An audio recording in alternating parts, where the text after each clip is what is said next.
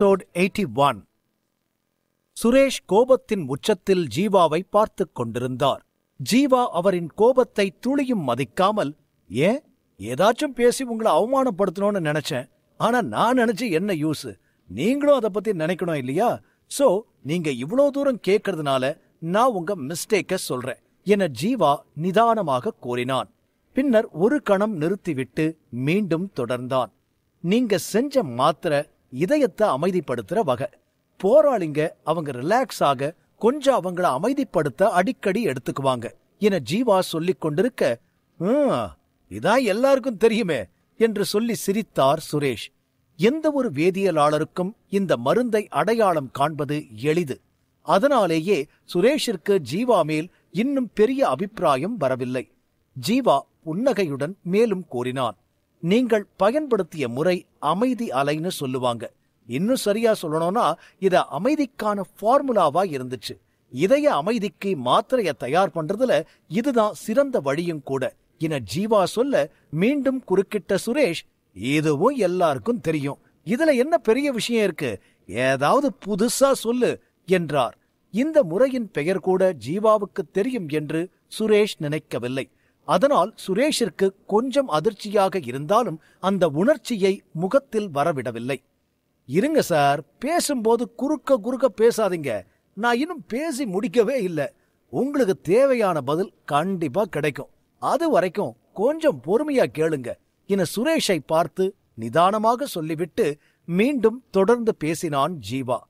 இந்த முறைய பத்தி இன்னும் எளிமையா சொல்லணும்னா ஒரு களிமண் பொம்மை செய்யற மாதிரின்னு வச்சுக்கங்க.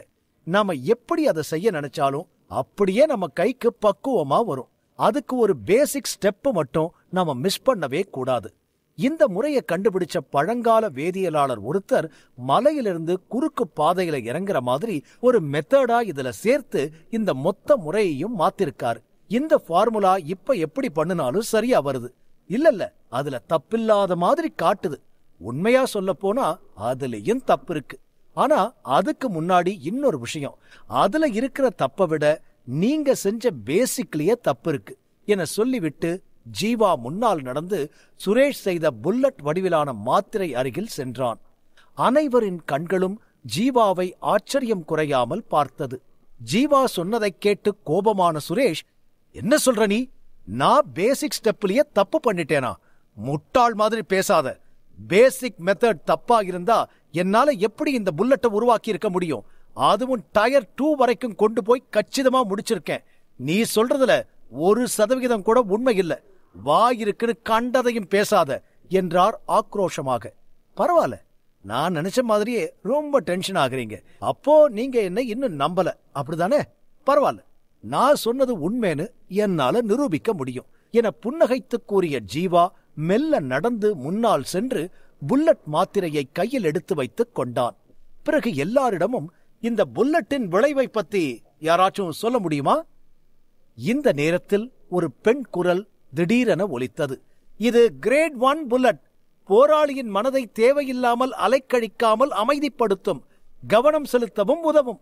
இந்த புல்லட் லெவல் 8 ஃபைட்டர் கூட இதை பயன்படுத்தும் அளவுக்கு பயனுள்ளதா இருக்கிறது. அதனால்தான் இந்த மாத்திரை மிக பிரபலமாக இருக்கிறது. கூறிக்கொண்டிருந்த இனிமையான குரலுக்கு சொந்தக்காரி சரிகாதான். அவள் வரவேற்பாளராக இருந்தாள். அவள் பல்வேறு வகையான மருந்துகளை விற்க வேண்டி இருந்தது. அதனால்தான் அவளுக்கு இந்த மாத்திரை மற்றும் அதன் தேவை பற்றி நல்ல அறிவு இருந்தது. ஆமா, நீ சொன்னது கரெக்ட் தான். இந்த புல்லட் போராளியின் மனதை அமைதிப்படுத்தும் என சொல்லி ஜீவா தலையை ஆட்டினான். பிறகு தன் கையில் இருந்த தோட்டாவை எல்லோரிடமும் காட்டி, ஆனால் துரதிருஷ்டவசமா கெமிஸ்ட் சுரேஷின் புல்லட் எந்த யூஸும் இல்ல. அதை விட முக்கியமான விஷயம், ஒரு போராளி இந்த புல்லட்டை எடுத்தா இன்னும் கோபமாவோ இல்ல பைத்தியமாவோ ஆகலாம் என்றான் ஜீவா. சுரேஷ் ஜீவாவின் வார்த்தைகளை கேட்டதும் கோபமாக நான்சென்ஸ் என்று கத்தி கூச்சலிட்டார். கூடியிருந்த எல்லோர் முன்னிலையிலும் தன் ஷாட்டின் விளைவை சந்தேகிக்கும் விதம் அவரை அவமானப்படுத்துவதற்கு சமம் என்று உணர்ந்து கொதித்தெழுந்தார். சுரேஷ் கோபப்படுவதை பார்த்த Jeeva, sir calm down, tension ஆகி கத்துறதுக்கு முன்னாடி கொஞ்சம் பொறுமையா நான் என்ன சொல்ல வரேன்னு முழுசா கேளுங்க என்றான் பொறுமையாக. பின் சிரித்தபடி, இந்த மாத்திரைய நேற்று கெமிஸ்ட் சுரேஷ் தயாரித்திருந்தால் நிச்சயம் இது ஒரு சூப்பர் புல்லட் தான், அதுல எனக்கு சந்தேகமே வந்திருக்காது. ஆனா இன்னைக்கு பண்ணுனது கண்டிப்பா யூஸ்லெஸ் தான் என்று அனைவரையும் பார்த்து கூறினான் ஜீவா. அனைவரின் முகத்திலும் குழப்பம் நிறைந்திருந்தது. தம்பி, என்ன சொல்றதா இருந்தாலும் கொஞ்சம் தெளிவா சொல்லு, எங்களை கன்ஃபியூஸ் பண்ணாத. நீ என்ன சொல்றேன்னு சத்தியமா எங்களுக்கு புரியல. ஜீவா பேச்சை கேட்டு வேதியர்கள் தங்கள் கருத்தை சொல்லத் தொடங்கினர். ஜீவா என்ன சொல்கிறான் என யாராலும் புரிந்து கொள்ள முடியவில்லை. தெளிவாகச் சொல்லுமாறு கேட்டுக்கொண்டனர். அதைக் கேட்ட ஜீவா தலையசைத்து முன்னால் வந்து, உங்க எல்லாருக்கும் புரிகிற மாதிரி சொல்றேன். நீங்க நினைக்கிற மருந்து தயாரிக்க திறமை மட்டும் போதாது, அதுக்கு ஒரு அமைதியான தெளிவான மனநிலையும் வேணும். மருந்து தயாரிக்கிறவங்க மனசு ஒரு நதி மாதிரி, அதோட போக்குல நிக்காம ஓடணும். இது போராளிகளோட அமைதிக்கான மாத்திரை. இந்த மாத்திரைய தயாரிக்கிறவங்க மனசும் அதே அமைதியில இருந்தாதான் ரிசல்ட் பெர்ஃபெக்ட்டா இருக்கும். சோ ஒருத்தர் எவ்வளவு திறமையா இந்த மாத்திரைய செஞ்சாலும் மனசு சரியில்லைனா எல்லாம் வேஸ்ட் என்று ஜீவா சொல்லிவிட்டு சுரேஷை ஏற இறங்க ஒரு முறை பார்த்தான். பின் மீண்டும் தொடர்ந்து பேசத் தொடங்கினான். கெமிஸ்ட் சுரேஷ் கோபத்தை நீங்க எல்லாரும் உங்க கண் எதிர்க்க பார்த்திருப்பீங்க. அவருக்கு ஒரேடியாக கோபம் வந்து ரொம்ப டென்ஷன் ஆயிட்டாரு. என் மேல அவ்வளோ கோபத்தையும் காட்ட முடியாம ஃபார்முலாவில காட்ட முடிவு பண்ணி வேகமா இறங்கிட்டாரு. இப்படி பண்ணுனா இந்த மாத்திரை எப்படி இருக்கும்? இந்த மாத்திரை சாப்பிடுறவங்க மனச அமைதிப்படுத்த முடியுமா என்று சொல்லிவிட்டு லேசாக டேபிளை தட்டினான் ஜீவா. அந்த டேபிள் உடைந்து விழுந்தது. மேஜையின் நிலை எப்படியோ அப்படித்தான் வார்த்தைகள் அங்கிருந்தவர்களை இரண்டாக உடைத்தது. சுரேஷ் மேஜையை உடைத்து தன் கோபத்தை வெளிப்படுத்த அதே ஸ்டைலில் ஜீவாவும் பதிலடி கொடுத்தான். இரண்டையும் ஒன்றாக புரிந்து கொண்டதன் மூலம் என்ன நடந்தது என்பது அனைவருக்கும் தெரிந்தது. ஜீவா சொன்னது சரிதான். மருந்து தயாரிக்கும் போது தயாரிப்பாளரின் மனநிலை மிகவும் முக்கியமானது. மனநிலை சரியில்லாமல் மனநிலைக்கு ஏற்ப சரியான மாத்திரை தயாரிக்கப்படாவிட்டால் அந்த மாத்திரையின் பலனும் வீணாகி போகும். அப்படிப்பட்ட கோபத்தில் அவரை அமைதிப்படுத்த ஒரு மாத்திரையை தயாரித்திருக்க முடியாது. மேலும் ஜீவா விளக்கினான். நீங்க எல்லாரும் நினைக்கிற மாதிரி இப்ப இங்க நான் நடந்துகிட்ட விதத்தை வச்சு கெமிஸ்ட் சுரேஷ் இவ்ளோ கோபப்பட்டார்னு தப்பா புரிஞ்சுக்காதீங்க. இந்த கோபத்தால எல்லாம் மாத்திரை ரொம்ப அஃபெக்ட் ஆகாது. சுரேஷ் சாருக்கு வேற ஏதோ பிரச்சனை தலைக்கு மேல கனமா இருக்கும் போல. யார்கிட்டயோ செம்மைய வாங்கி கட்டிருக்காரு. அந்த கோபம்தான் அவர் மண்டைய சூடாக்கி என்கிட்ட கோபப்பட வச்சு மாத்திரையில வந்து மாட்டிருக்கு என்றான் ஜீவா. ஜீவாவின் வார்த்தைகளை கேட்டு பைத்தியம் பிடித்தது போல் கண்களை சுழற்றினார் சுரேஷ். நீ நீ என ஜீவாவை கைகாட்டி திக்கி திக்கி சொல்லிவிட்டு சுரேஷ் அதிர்ச்சியில் மயங்கி விடுவது போல் உணர்ந்தார். அவர் முகத்தின் நிறம் மங்கிப் போயிருந்தது. மேலும் ஜீவாவை பேய் பார்த்தது போல் பார்த்து கொண்டிருந்தார் சுரேஷ். ஜீவா சொன்னது போல் சுரேஷுக்கு உண்மையான கோபம் வேறு ஒருவன் மீதுதான் இருந்தது. உண்மையைச் சொன்னால் அவனை கொல்ல வேண்டும் என்று கூட நினைத்தார் சுரேஷ். இன்று சுரேஷ் மிகவும் நம்பிய ஒருவரால் ஏமாற்றப்பட்டார். ஆனால் இந்த சம்பவம் காலையில் நடந்தது. மேலும் இப்போது கோபம் தணிந்து விட்டதாகவும் அதனால்தான் இந்த மாத்திரையை தேர்ந்தெடுத்ததாகவும் உணர்ந்தார். அவருடைய உணர்ச்சிகள் இந்த மாத்திரையின் விளைவை மாற்றும் என்று அவர் கொஞ்சம் கூட நினைக்கவில்லை. ஆனால் இவனுக்கு எப்படி இதெல்லாம் தெரிந்தது? இது எப்படி நடந்தது? சுரேஷின் முகத்தை பார்த்தாலே ஒரு முட்டாள் கூட ஜீவா சொன்னதெல்லாம் உண்மை என்று சொல்லியிருப்பான். அப்படி இருந்தது இப்போது சுரேஷின் முகம். இது உண்மையா? சுரேஷ் முகமே சரியில்லையே. அனைத்து பெரிய வேதியியலாளர்களும் ஆச்சரியத்துடன் ஒருவரை ஒருவர் பார்த்து கொண்டனர். ஜீவா எப்படி மாத்திரையை பார்த்து புல்லட் பலனளிக்கவில்லை என்று கூறினான்? அதற்கு என்ன காரணம் என்று கூட சொன்னான். ஒரு மாத்திரையை வைத்தே சுரேஷின் பிரச்சனையை எப்படி இவ்வளவு துல்லியமாகச் சொன்னான்? வெளியே எங்கேயோ நடந்த பிரச்சனையை இவன் எப்படி புரிந்து கொண்டான்? இவன் வேதியியலாளர் சீடனா இல்ல குறி சொல்றவனா என்று முணுமுணுத்துக் கொண்டு மொத்த கூட்டமும் திகைப்பாக பார்த்தது. சுரேஷ் அமைதியாக இருப்பதை பார்த்த ஜீவா சிரித்துக் கொண்டே, கெமிஸ்ட் சுரேஷ், உங்க பர்சனல் பிரச்சனையால நீங்க ரொம்ப டிஸ்டர்ப் ஆயிருக்கீங்க. அந்த கோபம் உங்களுக்கு ரொம்ப அதிகமானதுனாலதான் உங்களால சரியான மாத்திரையை தயாரிக்க முடியல.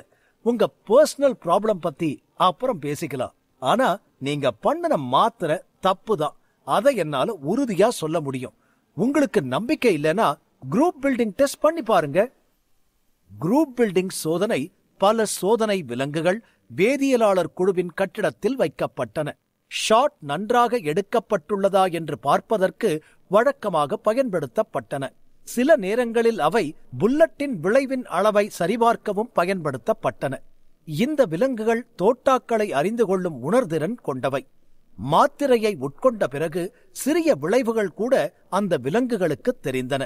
ஜீவாவின் முந்தைய உலகத்தில் எப்படி ஒரு ஆய்வகத்தில் எலிகளில் சோதனைகள் செய்யப்பட்டதோ அதுபோல இந்த உலகத்தில் இதுபோன்ற விலங்குகளில் அதே சோதனை செய்யப்பட்டது. இந்த புல்லட் சோதனை விலங்குகளுக்கு சரியான விளைவை ஏற்படுத்தி இருந்தால் மட்டுமே அதை மனிதர்களுக்கு வழங்க முடியும். மாத்திரை சாப்பிடுபவர்கள் சரியான மற்றும் பாதுகாப்பான மாத்திரையை பெற வேண்டும் என்பதற்காக மட்டுமே இதுபோன்ற சோதனை நடக்கும். என்னது, குரூப் பில்டிங் டெஸ்டா என புருவத்தை உயர்த்தினார் சுரேஷ். மாஸ்டர் சுரேஷ், நீங்க ஏன் யோசிக்கிறீங்க? இவன் சொல்றது உண்மையா இல்ல சும்மா அடிச்சு விடுறானான்னு பாத்துருவோம். நீங்க சரின்னு சொல்லுங்க என்றார் வேதியியலாளர் ஒருவர். சுரேஷ் கிட்ட என்ன கேட்கறது? அவர் மேல எனக்கு முழு நம்பிக்கை இருக்கு. இப்பவே குரூப் பில்டிங் டெஸ்ட ஸ்டார்ட் பண்ணுங்க என இன்னொருவர் சத்தமாக கூற சுரேஷ் திருவென முழித்தார். போய் ரெடி பண்ணுங்க. ஒரு பெரிய வேதியியலாளர் தலையசைத்தார். பின் ஒரு வேதியியலாளர் சீடன் தலை குனிந்து அங்கிருந்து வெளியே சென்றார். ஒரு நிமிடம் கழித்து அவர் ஒரு விலங்கு கூண்டை கொண்டு வந்தார். அதில் வெள்ளை எலிகளைப் போன்ற சில விலங்குகள் இருந்தன. என்ன, ஒரு பேச்சுக்கு வம்பா பேசுவாங்கன்னு பார்த்தா நிஜமாவே கூண்டை கொண்டு வந்துட்டானுங்க. என்ன ஆக போகுதோ? மாத்திரையை வேற எப்படி செஞ்சு தொலைச்சேன்னு தெரியலையே என நினைத்து மரண பயத்தில் இருந்தார் சுரேஷ்.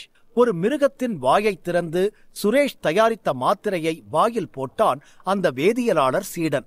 சிறிது நேரத்தில் அந்த மிருகம் குதூகலமடைய ஆரம்பித்தது. கூண்டில் அங்கும் இங்கும் ஓட ஆரம்பித்தது மற்றும் எல்லாவற்றையும் கீற ஆரம்பித்தது.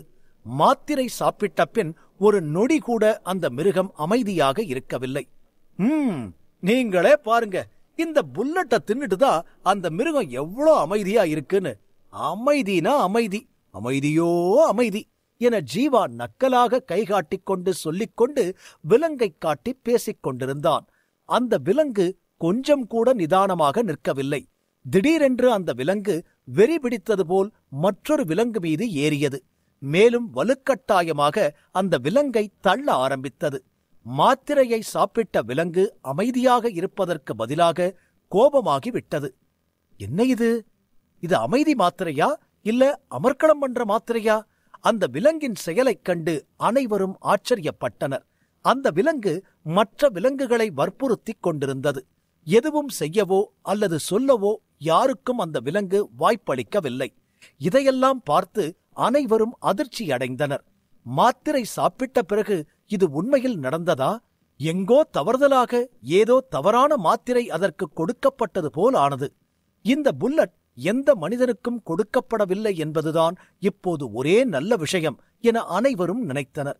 மனிதன் அமைதி ஒருபுறம் இருக்கட்டும், மாறாக இது ஒரு விலங்கு. அந்த விலங்கு இப்போது கூண்டில் இல்லாமல் இருந்திருந்தால் அதன் விளைவு பயங்கரமாக இருந்திருக்கும் என்பதை மட்டும் புரிந்து கொண்டு, ஒருவேளை இந்த விலங்கு வெளியில் இருந்திருந்தால் என்ன ஆயிருக்கும் என நினைத்து அனைவரும் நடுங்கினர். கெமிஸ்ட் சுரேஷ் சார், என்ன பிரச்சனை உங்களுக்கு? அந்த ஒரு பொண்ணுதான் இந்த உலகத்துல இருக்கா? அதுக்காக ஏன் இவ்வளவு டென்ஷன் ஆகி உங்க திறமைய ஸ்பாயில் பண்ணிக்கிறீங்க என ஜீவா மர்மமாக பார்த்து கொண்டு கூறினான். ஜீவா சம்பந்தமில்லாமல் பேசுவதை பார்த்து அனைவரும் குழப்பமாக ஜீவாவை பார்த்து கொண்டிருக்க, நீ சொல்றது சரிதான், அவ ஒருத்திதான் இந்த உலகத்துல இருக்கான்னு நான் என்னைக்கும் நினைச்சதில்லதான் என சுரேஷ் மனதிலிருந்து பேச ஆரம்பித்தார். சார், ஜீவா சொன்ன மாதிரி சுரேஷுக்கு ஏதோ ஒரு டைட்டானிக் லவ் ஸ்டோரி இருந்திருக்கும் போல என சரிகா நவீன் காதில் முணுமுணுத்தாள். நவீன் தலையசைத்துக் கொண்டு சுரேஷை தீவிரமாக பார்த்தார். அதே நேரம் அனைவரின் பார்வையும் இப்போது சுரேஷ் மீதுதான் இருந்தது. சுரேஷும் தயங்காமல் தன் காதல் கதையை எல்லோரிடமும் சொல்வது சரி என்று நினைத்தார். ஜீவா ஏற்கனவே இவ்வளவு பேசிவிட்ட பின் இப்போது அதை மறைத்து எந்த பயனும் இல்லை என சுரேஷ் முடிவு செய்தார். பின் உருக்கமாக அனைவரையும் பார்த்து பேச ஆரம்பித்தார் சுரேஷ். அவளை நான் ரொம்ப லவ் பண்ணுனேன். அவளும் அப்படித்தான் இருந்தா. ஆனா அவ கடைசியில என்னை ஏமாத்திட்டு என் ஃப்ரெண்ட லவ் பண்ண ஆரம்பிச்சுட்டா. இந்த விஷயம் தெரிஞ்சு நான் ரொம்ப உடைஞ்சு போயிட்டேன். என் காதலி ஏமாத்துனதை விட என் ஃப்ரெண்டு ஏமாத்துனதுதான் என்னை ரொம்ப ஹர்ட் பண்ணிருச்சு. எனக்கு வாழ்வே பிடிக்காம சாக கூட ட்ரை பண்ணுனேன். ஆனா அத பண்ணல. அந்த கோபம் இன்னும் என் மனசை விட்டு போகல.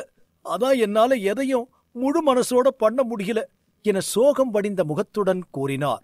இப்போதும் அந்த சம்பவத்தை நினைத்து பார்க்கையில் அவரது கோபம் மீண்டும் மீண்டும் அதிகமாகிக் கொண்டே வந்தது. இன்று நாள் முழுவதும் அவரது மனநிலை மோசமாக இருந்தது. அதனால்தான் அவர் கோபத்தை வெளிப்படுத்த ஜீவாவையும் சங்கடப்படுத்த முயன்றார். ஜீவாவின் வார்த்தைகள் உண்மை என்று கெமிஸ்ட் சுரேஷ் ஏற்றுக்கொண்டவுடன் அனைவரும் ஜீவாவை பார்க்க ஆரம்பித்தனர். ஒரு பிசாசை பார்ப்பது போல் ஜீவாவை அனைவரும் பார்த்துக் கொண்டிருந்தனர். 82. ஜீவாவை முதலில் ஒரு வெத்துவேட்டு போல் பார்த்த அனைவரும் இப்போது கைதேர்ந்த மாயக்காரன் போல் பார்த்தனர். இங்கு நடந்தது அனைத்தும் உண்மைதானா அல்லது ஏதேனும் கனவு உலகத்தில் இருக்கிறோமா? வெறும் மாத்திரை புல்லட்டை பார்த்து இதையெல்லாம் உண்மையில் புரிந்து கொள்ள முடியுமா என்ன? ஒருவர் மாத்திரை தயாரிக்கும் மனநிலையும் அதன் பிரதிபலிப்பும் அவர் தயாரிக்கும் மருந்தில் அப்பட்டமாக எதிரொலித்தது. அதை மட்டும் சொல்வது எளிது.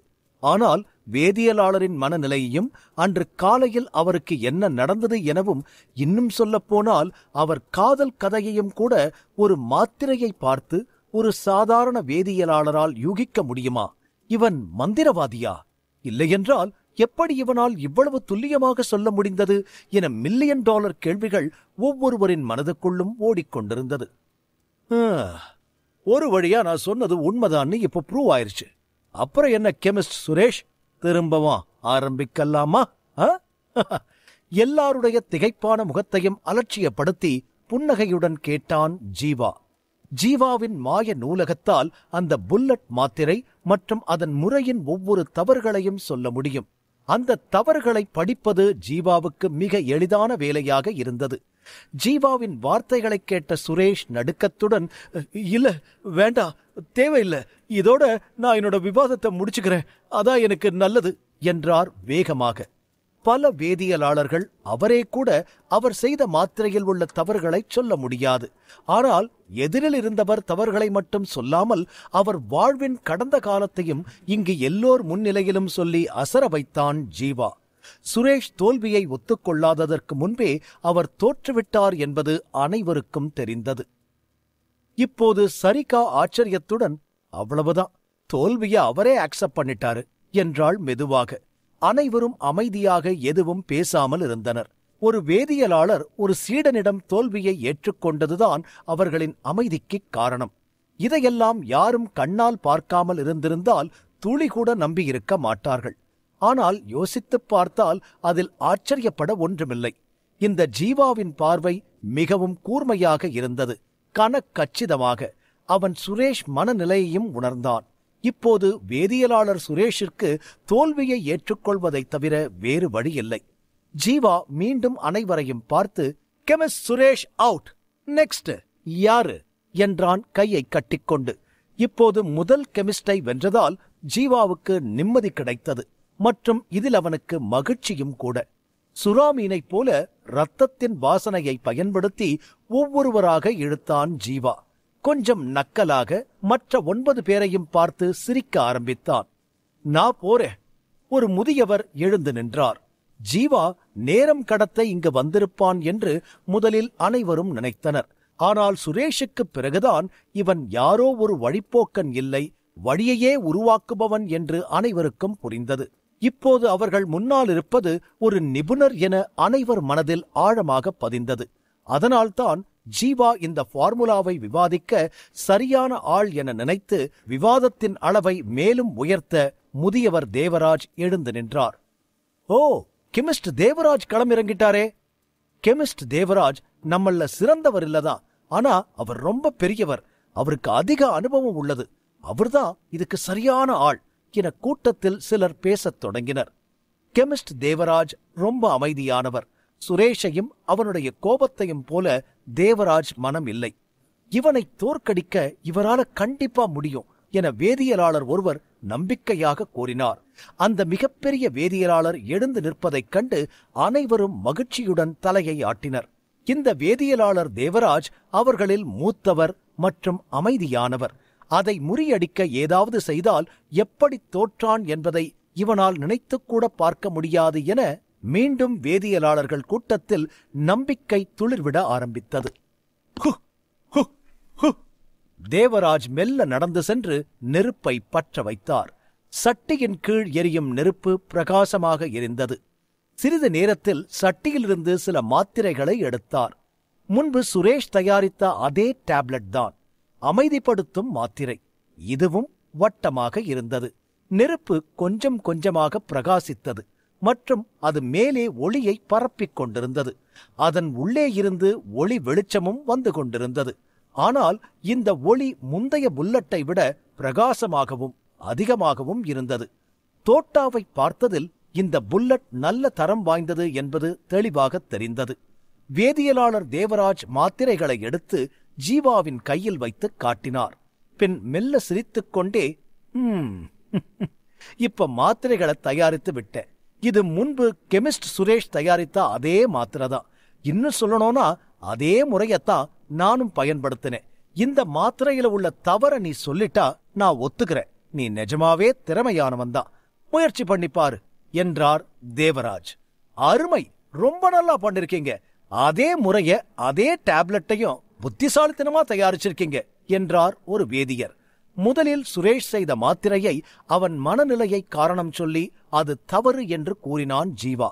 ஆனால் வேதியியலாளர் தேவராஜ் எப்போதும் அமைதியாக இருப்பார். இது அனைவருக்கும் தெரியும். மேலும் அவரது மனநிலையும் அப்படித்தான். அவர் இந்த புல்லட்டில் அவ்வளவு எளிதில் தவறு செய்திருக்க மாட்டார் என அனைவரும் நம்பினார்கள். இந்த முறை ஜீவா என்ன சொல்கிறான் என்று பார்க்க அனைவரும் ஆவலாக இருந்தனர். இந்த நேரத்தில் சில வேதியியலாளர்களால் கெமிஸ்ட் தேவராஜ் பாராட்டப்பட்டார். மேலும் அவரது புத்திசாலித்தனத்தை பார்த்து சிரித்து மௌனமாக இருந்தான் ஜீவா. தேவராஜின் புத்திசாலித்தனத்தைக் கண்டு மனம் கவர்ந்தாலும் எதிரில் இருந்த ஜீவா நிஜமாகவே திறமையானவன் என அனைவரும் அறியும் நேரம் வந்தது. முன்னால் இருந்தவர் தானே மாத்திரை புல்லட்டின் முறையையும் பெயரையும் சொல்லியிருந்தார். அதனால்தான் ஜீவாவின் கஷ்டம் மேலும் அதிகமாகிவிட்டது. இப்போது தவறுகளை சொல்ல வேண்டும், இல்லையென்றால் ஜீவா இங்கு இருக்க முடியாது. ஆனால் மாய லைப்ரரிக்கு இது ரொம்ப சுலபமான காரியம். ஜீவா தன் புத்திசாலித்தனம் கொஞ்சம் கூட மாறாதது போல் தேவராஜை பார்த்தான். பின் நிதானமாகச் சொன்னான், கெமிஸ்ட் தேவராஜ், நீங்க நல்லா தூங்கலேன்னு நினைக்கிறேன். சரியா சாப்பிடவும் இல்லை. ஹெல்த் ரொம்ப முக்கியம் சார் என்றான் ஜீவா சிரித்துக் கொண்டே. என்ன சொல்ற? கெமிஸ்ட் தேவராஜ் தன் சுய நினைவை இழந்தார். நீ சொன்னதை இல்லேன்னு சொல்றது எனக்கு பெரிய விஷயம் இல்ல. ஆனா அப்படி பொய் சொல்ல நான் விரும்பல. நீ சொல்றது சரிதான். எனக்கு கொஞ்ச நாளா சரியான தூக்கம் இல்ல, சரியா சாப்பிடுறதும் இல்ல. ஆனா அதுக்கும் என் மருந்துக்கும் என்ன சம்பந்தம்? நான் சாப்பிடவும் தூங்கவும் முடியாம போனதால என்ன இருக்கு? என் புல்லட்டின் தவற நீ சொல்லு, அதுதான் முக்கியம் என தேவராஜ் கூறினார். ஜீவா பேசுவதற்கு முன் வேதியியலாளர் ஒருவர் ஆச்சரியத்தை அடக்க முடியாமல் பேசினார். இதெல்லாம் எப்படி உன்னால சொல்ல முடியுது? அவர் நிலைமை உனக்கு எப்படி இவ்வளோ நல்லா தெரியுது? அவர் தூங்க முடியாதது, அவர் சாப்பிடலன்னு உனக்கு எப்படி தெரியும் என்றார் ஜீவாவை பார்த்து. அது ஒன்னும் அவ்வளோ பெரிய விஷயம் இல்ல. இத சொல்றது ரொம்ப ஈஸி. இதுக்கு ஏன் இவ்வளோ ஷாக் ஆகுறீங்க என்று தலையை ஆட்டியபடி இயல்பாக கூறினான் ஜீவா. என்னது, ரொம்ப ஈஸியா? எப்படி? எனக்கு நிஜமா புரியல என கெமிஸ்ட் தேவராஜ் குறுக்கிட்டு கேட்டார். முதலில் இதை பற்றி பெரிதாக யோசிக்காமல் அதை கடந்து சென்றார் தேவராஜ். ஆனால் ஜீவா இயல்பாக பேசுவதை பார்த்து அதிர்ச்சியாக கேட்டார். நீங்க இவ்வளவு தூரம் கேட்கறதுனால நான் சொல்றேன். நீங்க சாக போறீங்க என்றான் ஜீவா. என்ன? மொத்த கூட்டமும் வரைமுறை இல்லாமல் திகைத்து நின்றது. ஜீவா சில தவறுகளை சுட்டிக்காட்டுவான் என அனைவரும் நினைத்தார்கள். ஆனால் ஜீவா பெரிய குண்டை தூக்கி போட்டான். இந்த நேரத்தில் வேதியியலாளர் தேவராஜுக்கு ஜீவாவின் பேச்சை கேட்டு தலை சுற்ற ஆரம்பித்தது. என்னால இப்போ சரியா தூங்கவோ சாப்பிடவோ முடியலேங்கிறது உண்மைதான். ஆனா நான் செத்துருவேன்னு நீ எப்படி சொல்லலாம்? நான் சாகணும்னா யாராச்சும் என்ன கொலை பண்ணுனாதான் உண்டு. நீயே கூட உன்னோட யூகத்தை உண்மைன்னு நிரூபிக்க என்ன கொலை பண்ணலாம் என கையை விரித்து கூறினார் தேவராஜ். கிட்டத்தட்ட இங்கு எல்லா வேதியியலாளர்களும் தேவராஜை பற்றி அறிந்திருக்கிறார்கள். மேலும் அவரை மதிக்கிறார்கள். ஜீவா தேவராஜ் தான் இறக்கப் போகிறான் என்று எல்லோருக்கும் முன்னால் தைரியமாகச் சொன்னான். மேலும் இதுபோன்ற முட்டாள்தனமாக பேச அவனுக்கு எவ்வளவு தைரியம், என அனைவரும் நினைத்துக் கொண்டிருக்கும் போது வேதியியலாளர் தேவராஜ் கோபமாக, எனக்கு வயசானாலும் நான் ரொம்ப ஆரோக்கியமா இருக்கேன். பல வருஷமா நான் ஒரு வேதியியலாளர். என்னோட கெட்ட நேரம் நான் பல வருஷமா அதே மட்டத்துல சிக்கிக்கிட்டேன். ஆனா இப்பவும் என்னோட திறமைய மேம்படுத்த கடுமையா உழைக்கிறேன். நான் பெரிய திறமையான மேதையா இல்லாம இருக்கலாம், ஆனா குறைந்தபட்சம் என்னோட சொந்த உடலை பத்தி எனக்கு நல்லா தெரியும். இப்ப கூட ஏன் என்னால சாப்பிடவோ தூங்கவோ முடியலன்னு எனக்கு தெரியும். அதுக்கு காரணம் கொஞ்ச நாளா என் வீட்டு வேலையில பிஸியா இருந்தேன். அதை தவிர்த்து எனக்கு எந்த பிரச்சனையும் இல்லை. நான் சாக போறேன்னு நீ சொல்றதெல்லாம் வடிகட்டுன பொய் என்று கூறி ஜீவாவை எரிப்பது போல் முறைத்தார். வேதியியலாளர்கள் பெரும்பாலும் மருந்துகள், மூலிகைகள் போன்றவற்றை சுற்றியே வாழ்ந்தார்கள். அவற்றை பற்றி அவர்களுக்கு நல்ல அறிவு இருந்தது. நோயை கண்டறிவதில் எந்த மருத்துவருக்கும் சமமாக இருக்க முடியாது. ஆனால் திடீரென ஜீவாவுக்கு ஒரு சிறிய யோசனை வந்தது. மெல்ல புன்னகைத்து, நீங்க சரியா சொன்னீங்க, உங்க உடம்புக்கு ஒண்ணு இல்ல என்றான் ஜீவா. இப்போது தேவராஜ் முகத்தில் மேலும் அதிர்ச்சி. என்னது, ஒண்ணு இல்லையா? அப்புறம் எதுக்கு அப்படி சொன்ன என்றார் கோபமாக. எப்படி இவ்வளவு அலட்சியமா இருக்க? உனக்கு எங்களை எல்லாம் பார்த்தா கோமாளி மாதிரி இருக்கா? இங்க ஃபார்முலா விவாதம் நடக்குது. இது ஒன்னும் சர்க்கஸ் இல்ல. உன் இஷ்டத்துக்கு எதை வேணாலும் பண்ணி கிளாப்ஸ் வாங்க. இங்க என்ன சொன்னாலும் அதுல உண்மை இருக்கணும் என எல்லாரும் ஜீவாவை வசைபாடத் தொடங்கினார்கள். வேதியர்கள் அனைவரும் ஜீவாவை கோபமாக பார்த்து கொண்டிருந்தார்கள். ஜீவா அவர்களுடைய வார்த்தைகளை கொஞ்சமும் பொருட்படுத்தவில்லை. வாய்விட்டு சிரிக்க ஆரம்பித்தான். டேய், உனக்கு எங்களை பார்த்தா எப்படி தெரியுது? ஒழுங்கா கேட்டதுக்கு பதில் சொல்லு. இந்த சிரிச்சு சமாளிக்கிற வேலையெல்லாம் வேண்டாம் என்றார் தேவராஜ் காட்டமாக. என்ன சொல்ல போற இப்போ என இன்னொரு வேதியர் அதட்டி கேட்டார். ஆனால் ஜீவா இப்போதும் இயல்பாகவே இருந்தான். ஜீவா இன்னும் அமைதியாகவும் நம்பிக்கையுடனும் இருப்பதைக் கண்டு கெமிஸ்ட் தேவராஜின் தலைமுடி கூட எழுந்து நின்றது. சுற்றியிருந்த அனைவரையும் பார்த்துவிட்டு ஜீவா மெல்ல குரலை உயர்த்தி பேசத் தொடங்கினான். நீங்க எல்லாரும் பேசுறத பார்த்தா என்ன நம்பலேன்னு நினைக்கிறேன். ஒண்ணு பண்ணலாம், கெமிஸ்ட் தேவராஜ் பத்தி அப்புறம் பேசலாம். அவர் ரெடி பண்ணின மாத்திரைய பத்தி மட்டும் இப்ப சொல்றேன் என ஜீவா சொல்ல அனைவரின் கவனமும் கெமிஸ்ட் தேவராஜ் தயாரித்த மாத்திரையின் பக்கம் திரும்பியது. ஜீவா சிரித்துக் கொண்டே தொடர்ந்தான். கெமிஸ்ட் தேவராஜ் ரொம்ப அமைதியானவர், ரொம்ப பொறுமையானவர் கூட. பல வருஷமா மருந்து தயாரிச்சு இவ்வளவு நல்ல திறமையை கற்றுக்கொண்டார். அதனால அவரோட முறையில எந்த தவறும் இல்லை. ஆனா நான் இந்த மாத்திரைய பத்தி தான் பேசுறேன். கெமிஸ்ட் தேவராஜின் மாத்திரையை யாராச்சும் சாப்பிட்டா இந்த மாத்திரை அவனோட பதட்டத்தை அதிகமாக்கும். சீக்கிரம் அதை சாப்பிடுறவன் இறந்து போகலாம் என்றான் ஜீவா. என்ன சொல்ற? கெமிஸ்ட் தேவராஜ் மருந்து தயாரிக்கிறத நான் நேர்ல பார்த்தேன். அவர் ஒரு தவறு கூட செய்யல. அங்கு இங்கும் ஒரு அசைவு கூட மாறல. மேலும் புல்லட்டும் டயர் 4ல இருக்கு. பின்ன எப்படி சாப்பிடுபவரின் பதட்டத்தை அதிகரிக்கும் என ஒரு வேதியர் சொல்ல, முட்டாள் மாதிரி திரும்பவும் பேசாத. என்ன சொன்னாலும் கேட்க இங்க இருக்கிறவங்க முட்டாள் இல்ல என இன்னொரு வேதியர் கூறினார். ஜீவாவின் வார்த்தைகளை யாரும் நம்பாதது போல் பார்த்தனர். சுரேஷ் தயார் செய்த மாத்திரை பயனற்றதாக இருப்பதற்கு ஒரு காரணம் இருந்தது. நண்பனாலும் காதலியாலும் ஏமாற்றப்பட்ட கோபம் இருந்தது. ஆனால் கெமிஸ்ட் தேவராஜ் எப்பொழுதும் அமைதியாக இருந்தார். அதுவும் அமைதியான மனநிலை இருந்தால்தான் ஷாட் சரியாக செய்ய முடியும். அப்போது அமைதியான மனநிலையில் செய்யும் மாத்திரை எப்படி ஒருவருக்கு மரணத்தை கொடுக்க முடியும்? யாராலும் இதை நம்ப முடியாத வகையில் இருந்தது. ஜீவா எதிரில் இருந்த கூண்டை சுட்டிக்காட்டி, என்ன நீங்க நம்பலேனா பரவாயில்ல, சோதனை விலங்குகள் இங்கதான் இருக்கு, நீங்களே முயற்சி பண்ணி பாருங்க என ஜீவா சொல்ல அனைவரும் அந்த கூண்டை பார்த்தனர்.